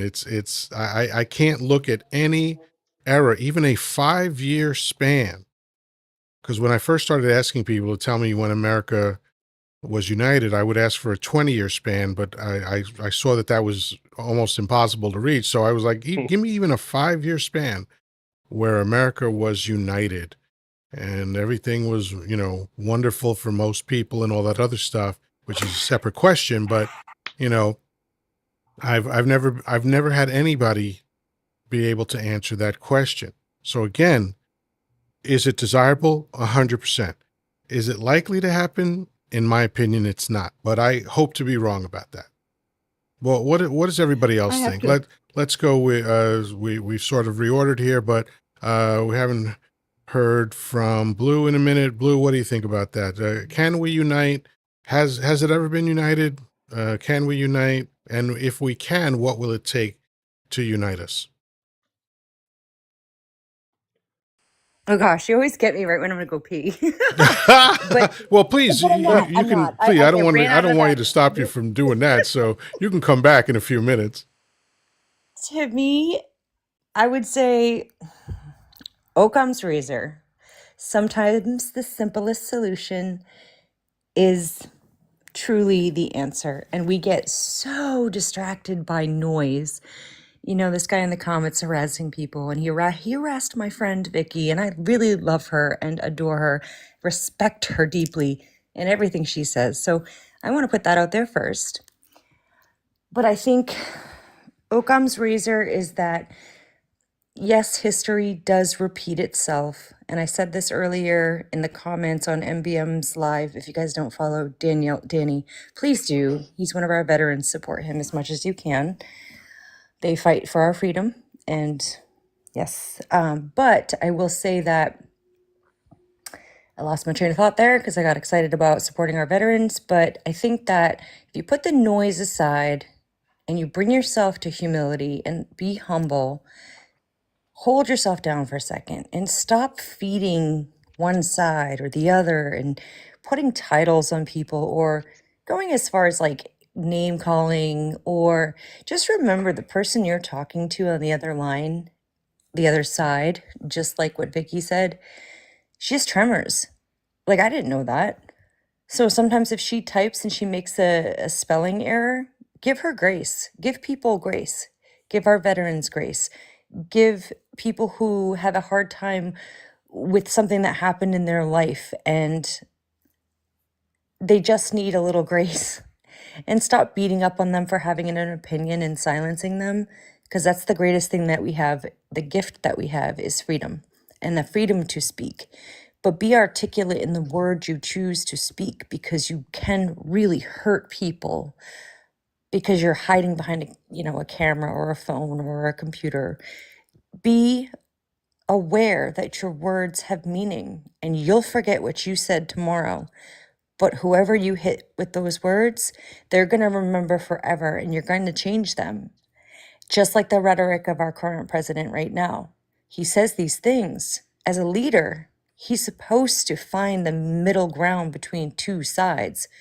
But yet he still runs with this rhetoric of the crazy lunatic left. And anyone that disagrees with him is a Democrat.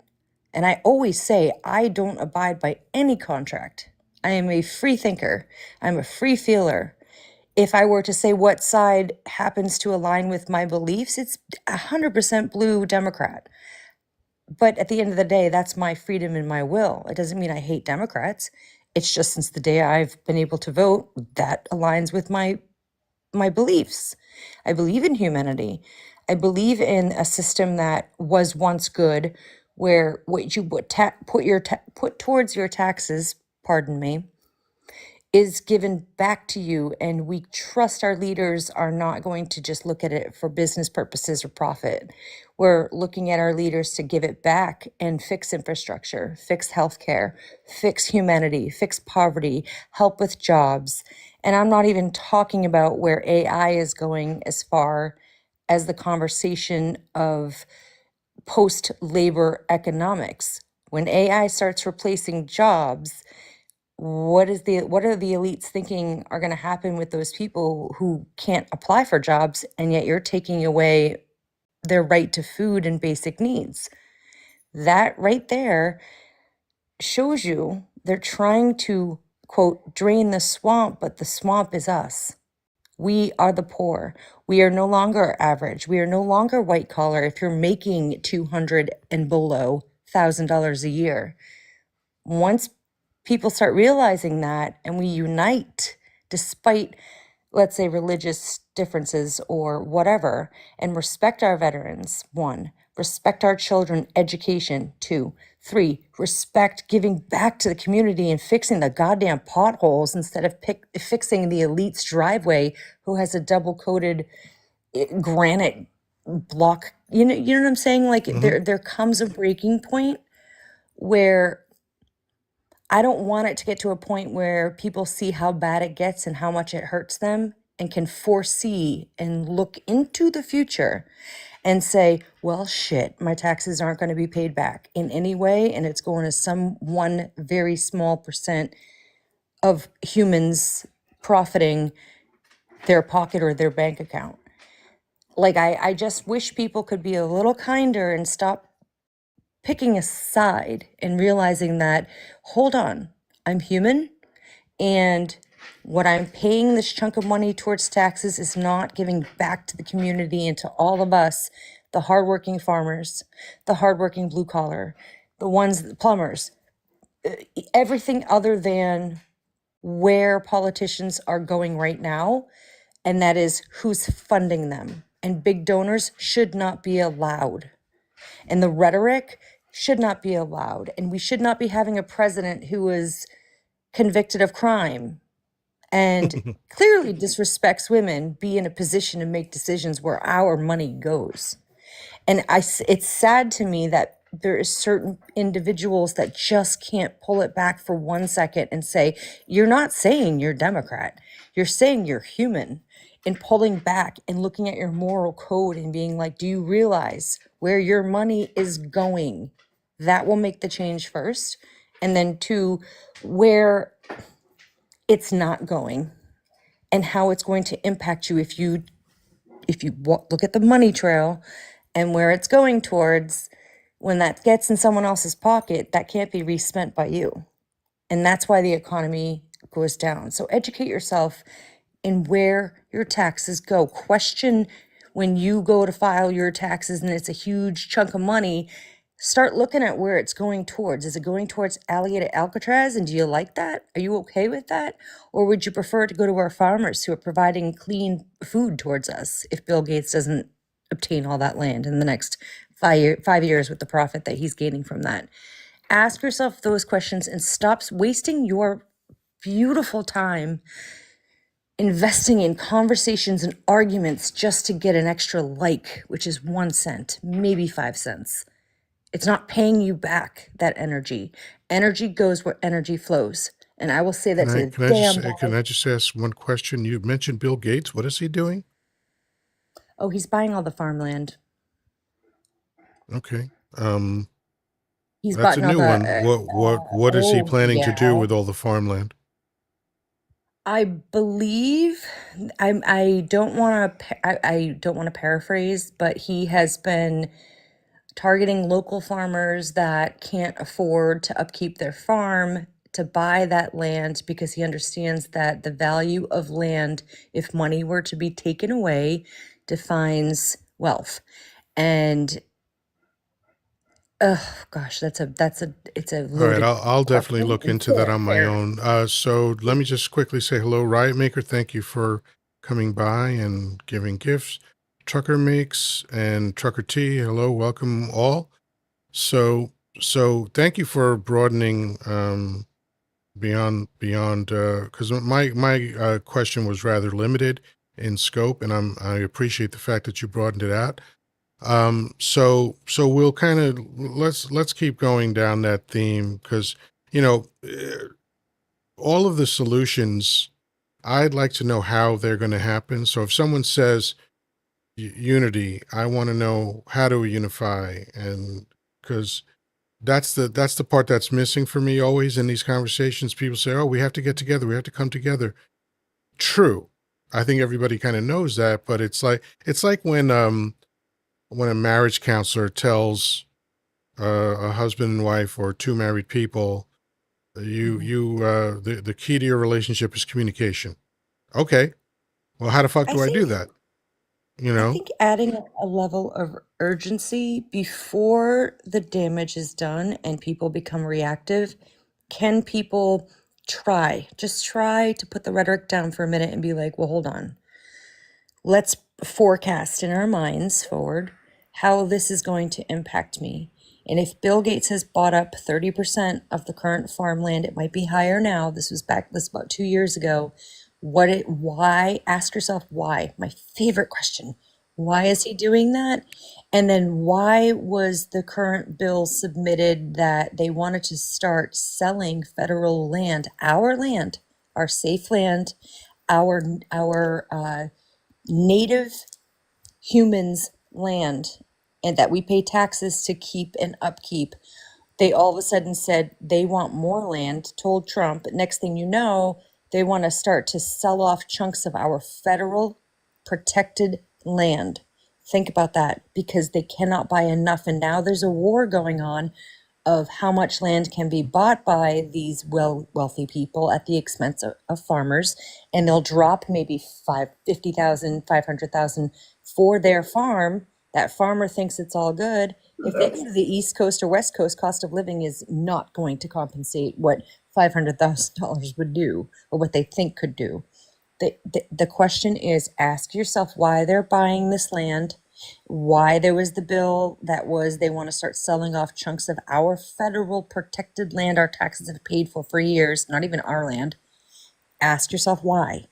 There's someone going to profit, and is not the people. That's where I'll leave it. Okay. So I wanted to make the comment of my enemy's enemy is my friend. And I want to do that in respect to the fact that with all of this easting going on, we find that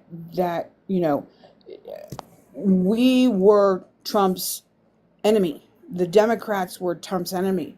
And now MAGA has turned Trump into their enemy. So now we're all agreeing that this Epstein thing is we're all on the same side.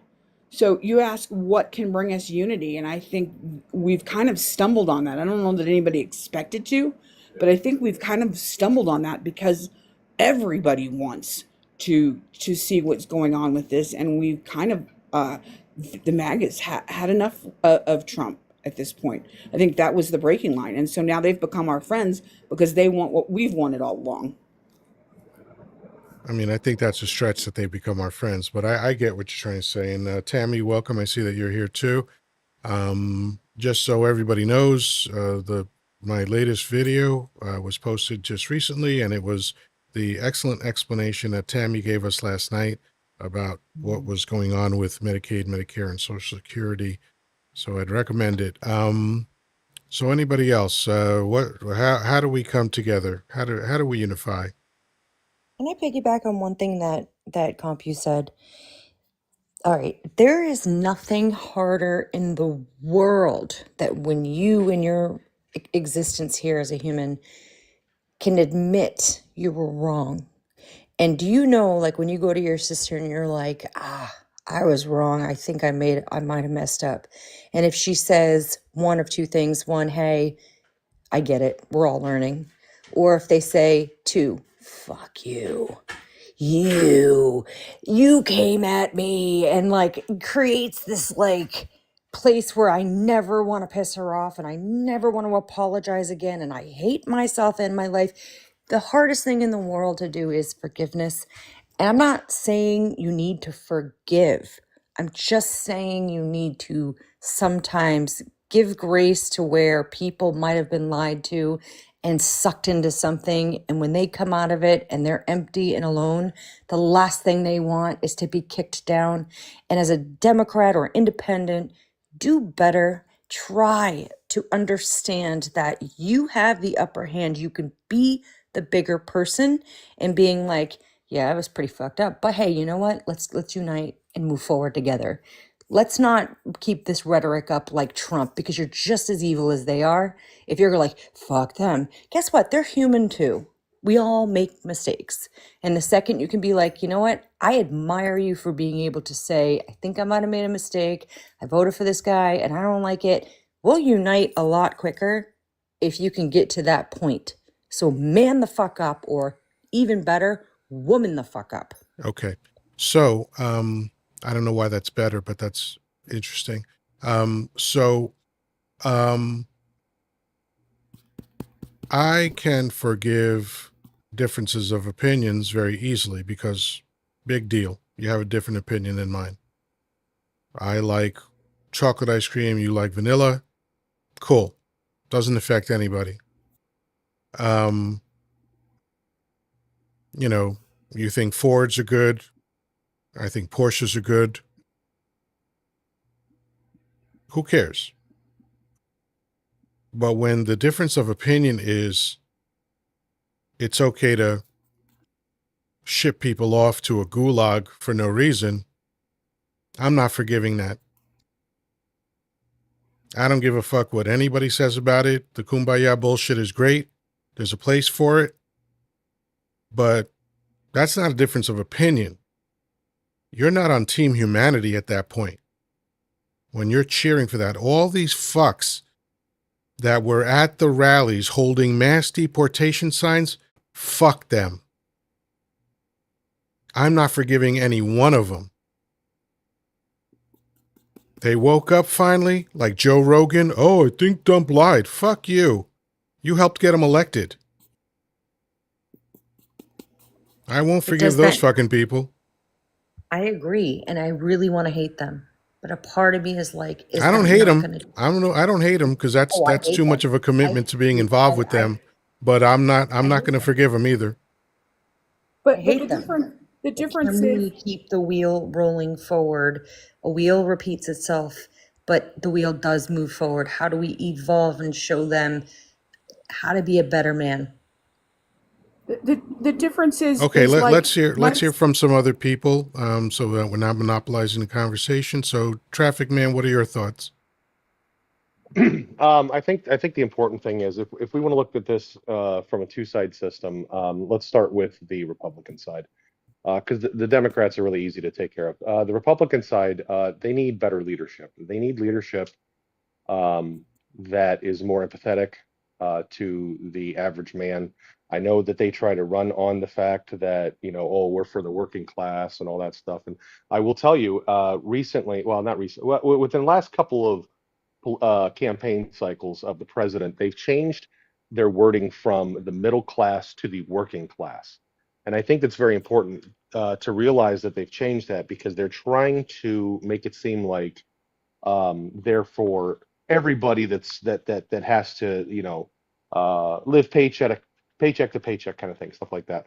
The problem is it's their delivery and it's well, I mean, obviously it's their legislation, but I think that if their delivery to the people was less rhetorical, if they would not try to get that soundbite so they could be on every social media platform, so that if they would dump the alt the alt right podcast thing, there's so much more that they can improve on that I think that would better help people from the left, Democrats, stuff like that, be able to agree with them. I think that's the problem with that. On the other side of the aisle, man, we need to get we need to get the geriatric club out.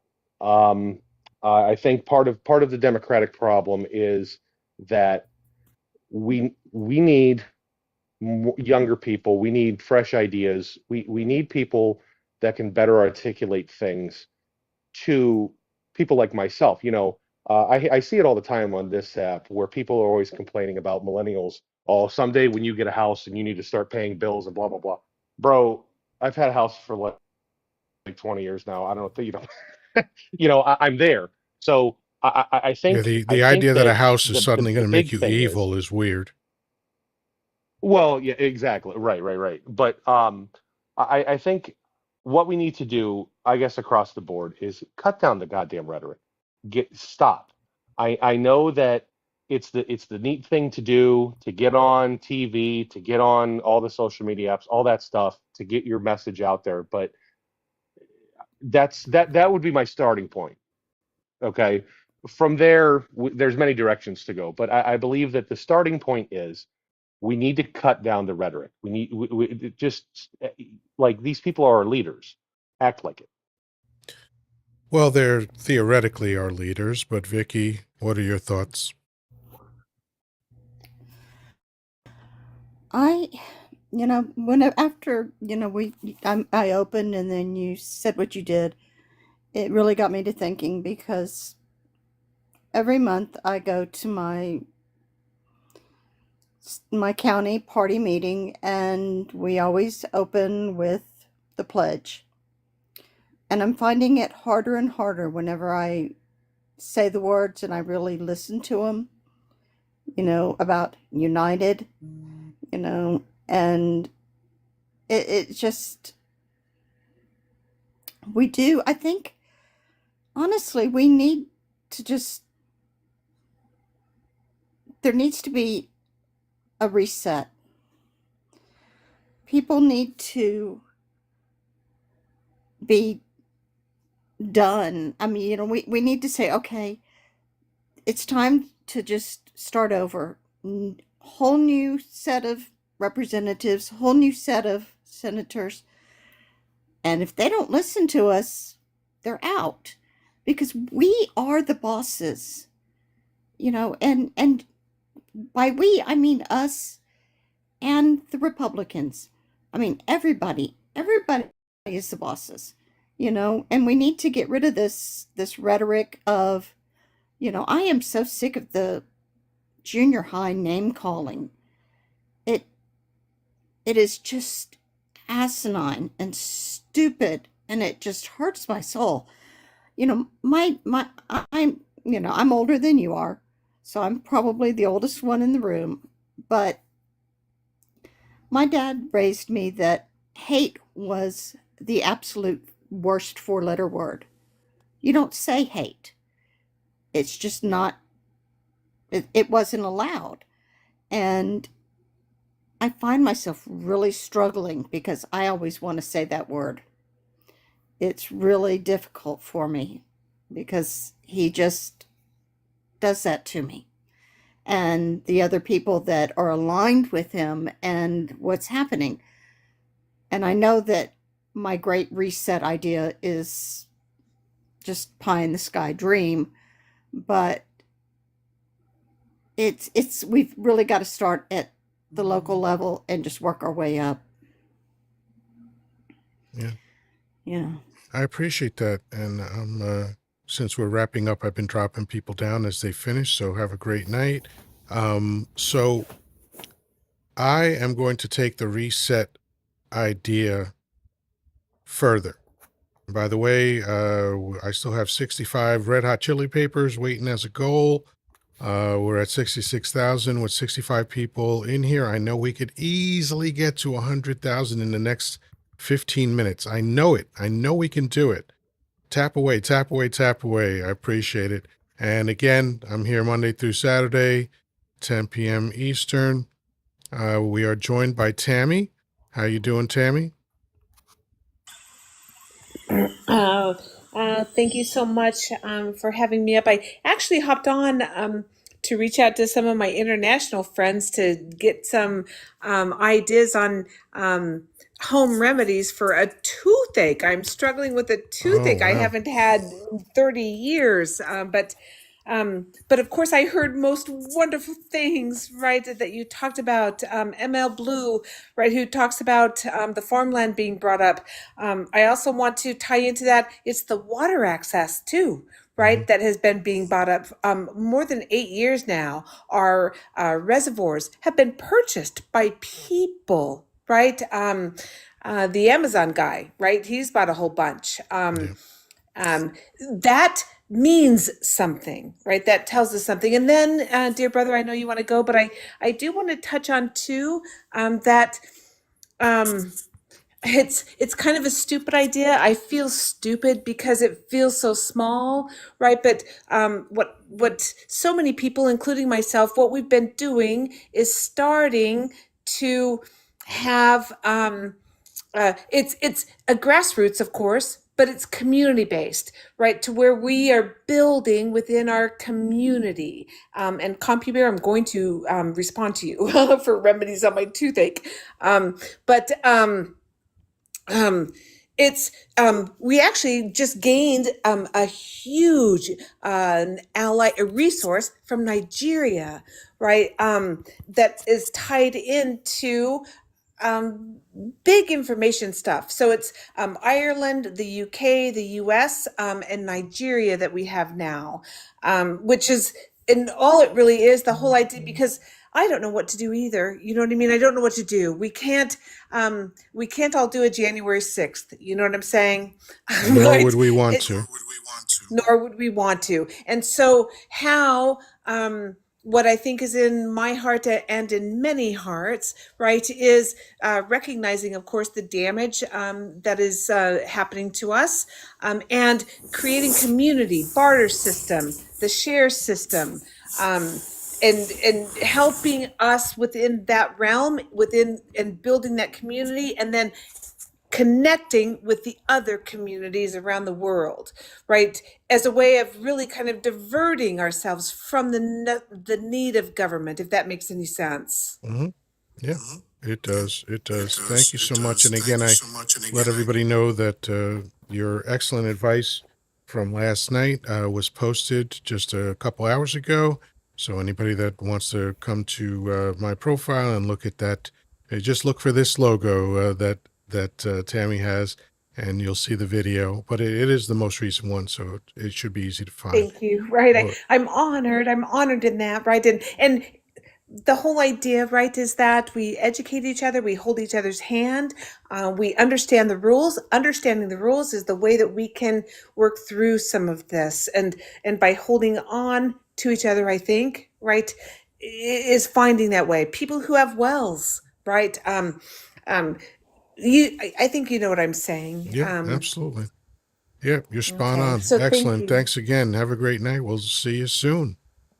All Okay, all right, right. Eddie, and then we'll get to Danny, and then I'm gonna expand on that new paradigm idea. But Eddie, what are your thoughts? I am not actually that worried about reaching across to the other side. I think about it all the time, but I'm not worried about it. What I'm worried about is just our side not having any cohesion. As far as I'm concerned, the only real chance we have of getting through what we're dealing with now without some kind of violent, I don't know what, is for the Dems to get their shit together, and I don't see it happening. Well, that could be the case. That part of it, I think the Dems need to make adjustments. But since World War II, there have been 7 Democratic presidents and 7 Republican presidents. So it's not like the Dems are this party of failure and they don't know what they're doing. But what I think, and in conjunction with what Traffic Man had said, the old guard has to go. Because as Darwin said, it's not the strongest and the fastest of a species that survives, it's the one that's the most adaptable. And right now, the Democratic Party is not being adaptable. They're still doing things the old way, and the Republicans have moved past the old way. Now, I don't advocate for the Democrats doing things like Republicans do, but you can take the successful things that they do and retrofit them to what you're trying to do, like social media communication. You know, the Republicans are phenomenal at communicating to the masses on social media. The Dems are just starting to wake up to that. You know, and there are leaders like Jasmine Crockett and Jared Moskowitz and these kinds of people who are younger. AOC, of course, yeah. Right? They're all younger, but youth in and of itself is not the commodity. It's the fact that they've adapted to the new paradigm of communication. That's what makes them valuable. But they're being held and I back by agree that others in the rest of the party needs to make those adjustments. Right. Excellent. Well, thanks so much for your participation as always, and hopefully we'll see you soon. Thank you. Danny. So tell me what you think about the idea of getting together, and after you go, I'll finish out the night with my idea of how that could work.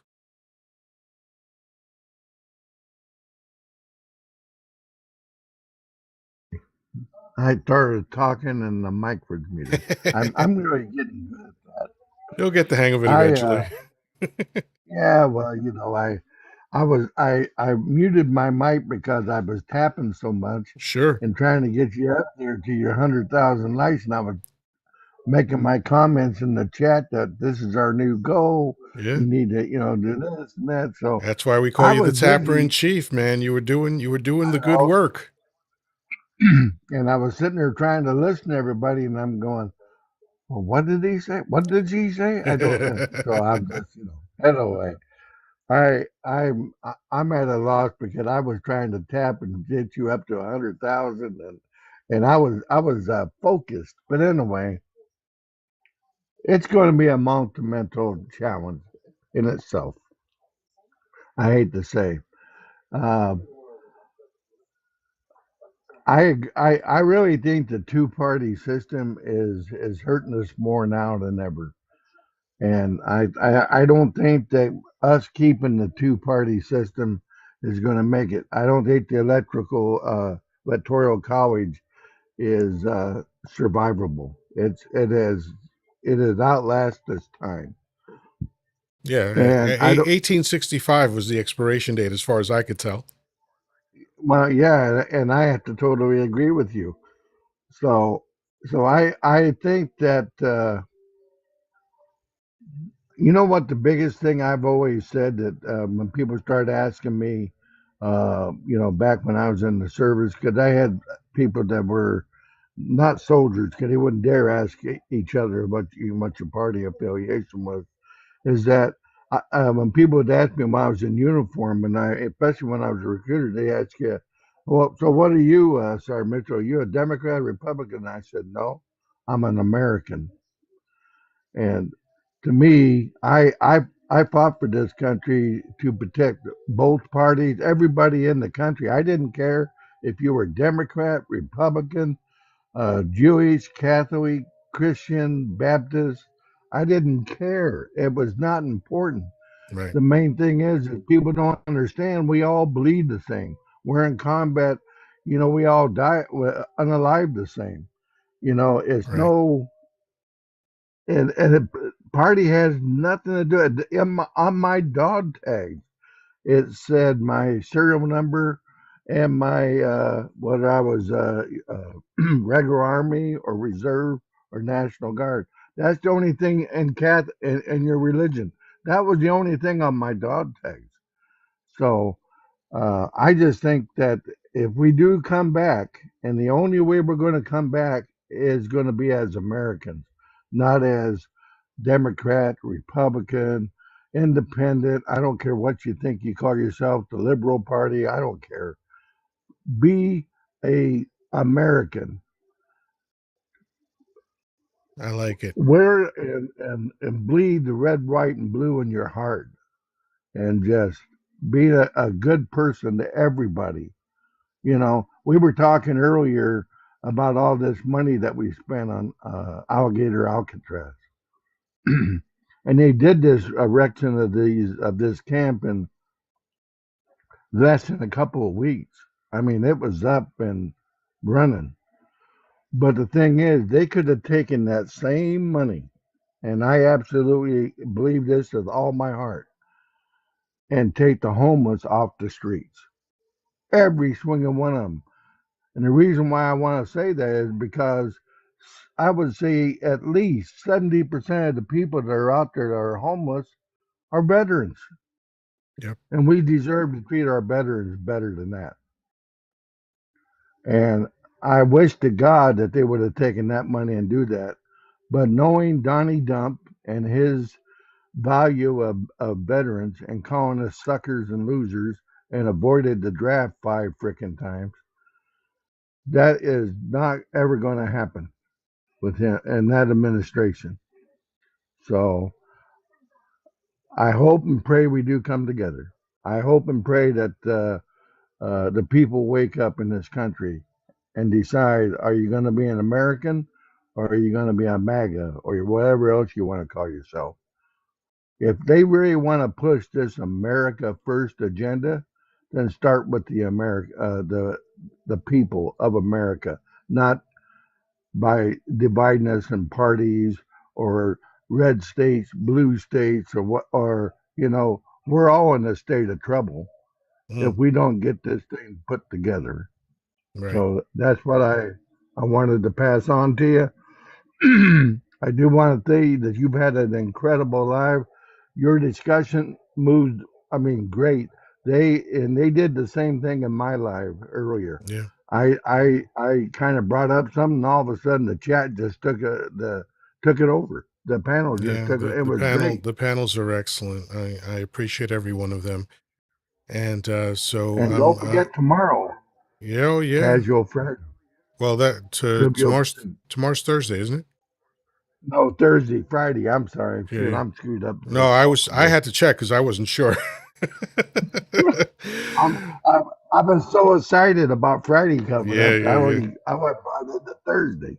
So All right. Well, but Danny, anyway, you had a great live. I'm gonna keep you up here, and I'm gonna mute your mic, but I'm gonna keep you up here because I want to give people a chance to follow you. So, everybody that is on this live right now, there is Danny.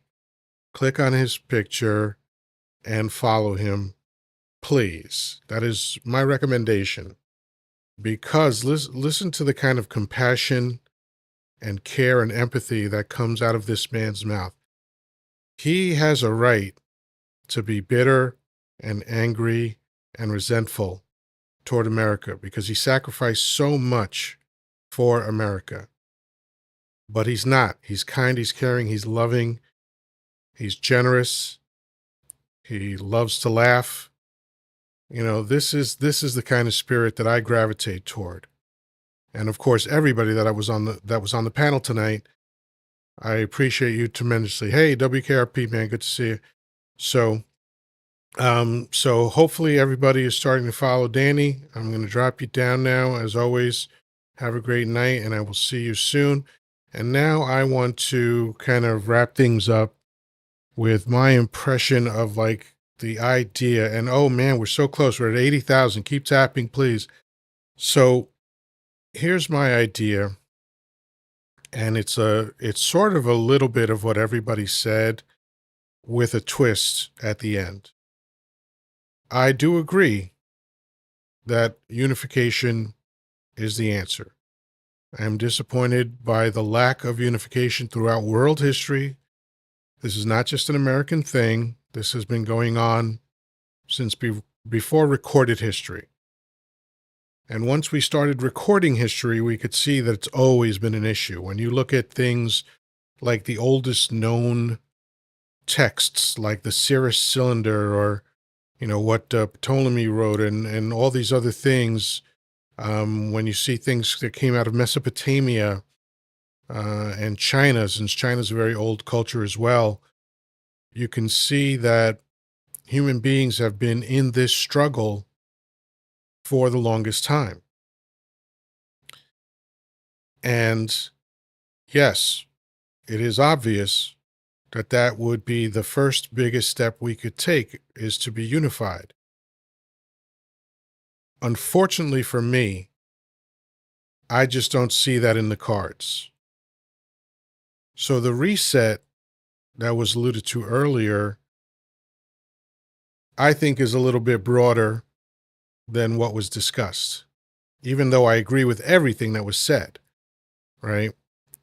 But I don't think it's going to just be about, you know, all of us proclaiming that we're Americans, because again, nothing wrong with that. It's a great idea. I won't do it only because I live here and that's as far as it goes, right? I'm not going to label myself as American because America hates me and I'm not on that team, right? But the spirit of what Danny was talking about, 100%. Let's just all drop all of these constructs that get in the way of togetherness. You know, like the only differences between us really, practically speaking, are the sounds that come out of our mouths to identify each other. Like if I want to get WKRP's attention, I have to say, "Hey, WKRP, how you doing?" Or if I want to get Vicky's attention, I have to say, "Hi, Vicky, how you doing?" If I want to talk to Danny, I'm like, "Hey, Danny, what's up?" Those are the identifiers that I can roll with. That's part of our uniqueness and all that stuff. But after that, the rest of it is made up. Skin tone, nationality, whatever the fuck that means, which doesn't even really exist. I think there's one race, human race. That's it. I'm team human, right? So the last thing I said is the thing that's at the crux of where I think we need to go to get the solutions that everybody so beautifully laid out. I think it's going to take a new species. And I'm not trying to be funny, and I'm not trying to be negative at all. This is a firm belief of mine because when I look at the incidents that have happened through world history that theoretically could have galvanized us, they didn't, right? When 12 children were taken from us in 2012 at Sandy Hook, did the country say, "Oh, we've got to get together and make sure this doesn't happen anymore"? No. About half of the country went, "Second Amendment." And honestly, that was it for me. That's when I believed, because I don't know, this is just a belief. That's when I believed that there was no hope for unification. If that doesn't unify you, what could? 9/11 didn't do it. 9/11 absolutely did not do it, even though people keep saying that it was. I was in the city that day, and I was very connected to the aftermath. Ask people from the Middle East if they felt part of the country after 9/11. They didn't. America, throughout its whole history, has been stained by the fact that half the country thought it was okay not just to own human beings, but to exploit their labor, to brutalize them in ways so disgusting that it makes bile come up in your mouth when you learn about these things. That's how America started. That's why in less than 100 years of America's history, they had a conflict with themselves. Just because they couldn't agree that humans are humans. And to quote a famous song, I think it's Depeche Mode, I hope it's Depeche Mode, "People are people, so why should it be that you and I should get along so awfully?" That's the part that frustrates me the most, is that there's no reason for this. And what frustrates me even more than that is that unification is part of our DNA. And I mean that literally. The need for other human beings is baked into our entire system.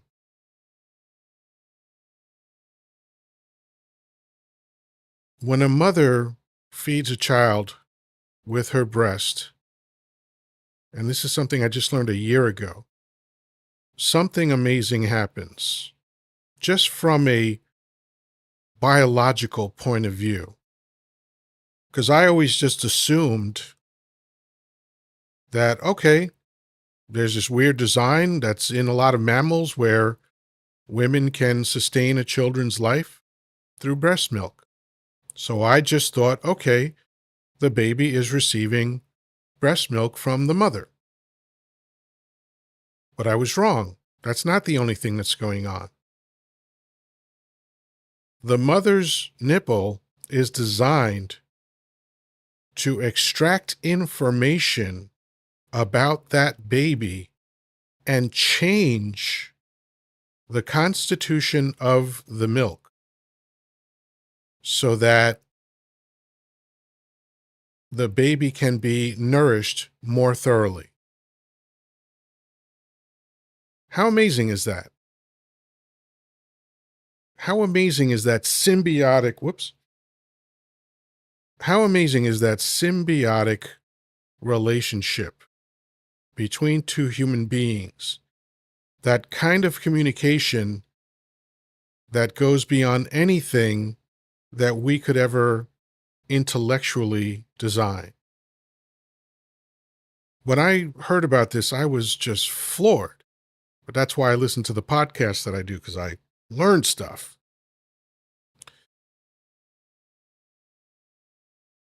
Despite the fact that we are designed to be together, and we can see it in little children, right? When we're talking about like children up to around age 3 or 4, before their minds get polluted with the poison that adults pour into them,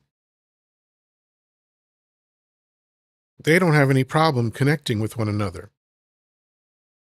Children never have an issue with meeting new children, right?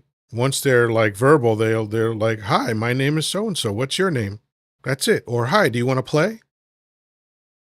Anyone who's ever had children or seen children interact with each other, you know what I'm saying is right. They don't stop and go, what political party are you affiliated with? What invisible man in the sky do you imagine to be real? How much money do you make?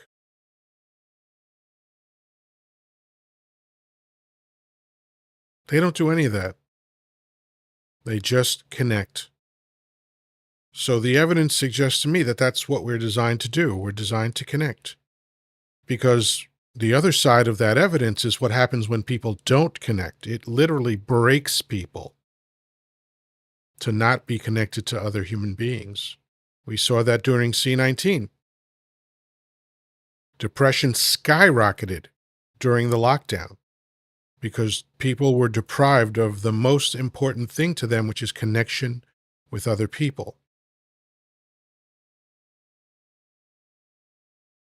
So somewhere along the line, people decided that invisible lines in the sand meant something, languages meant something, skin color meant something, invisible friends in the sky meant something, and they just kept drawing more and more lines of division between their fellow human beings.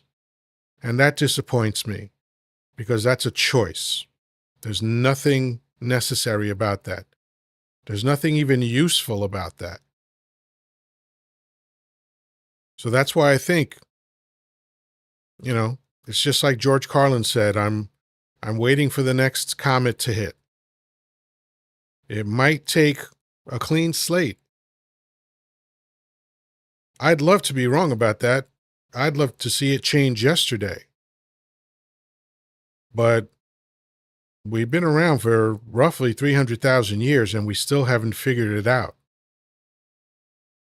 And I'm no genius. I know I don't have all the answers, but I know that I can formulate some questions and start to ponder. So that's what I'm pondering. I think it's going to be a whole new species to come around, reinvent everything. And maybe they'll figure it out. Until then, we'll keep thinking about it. We'll keep talking about it. Thank you, everybody, for your kind attention, for the comments, for the gifts, for the likes. The panel, impeccable. The only thing that frustrates me is that everyone has such great things to say that we don't always have time to hear it all. But maybe one of these days I'm just going to have to go for 3 or 4 hours and give people more time to air things out or do one-on-ones or whatever it is. But the panel, the people that show up consistently night after night, it means the world to me. Really does. So thank you for all that. And as always, I am here Monday through Saturday. For now, that's going to be the schedule for the foreseeable future, 10 p.m. Eastern Time. And that's it. Peace, love, and granola. Talk to you soon. Have a great night.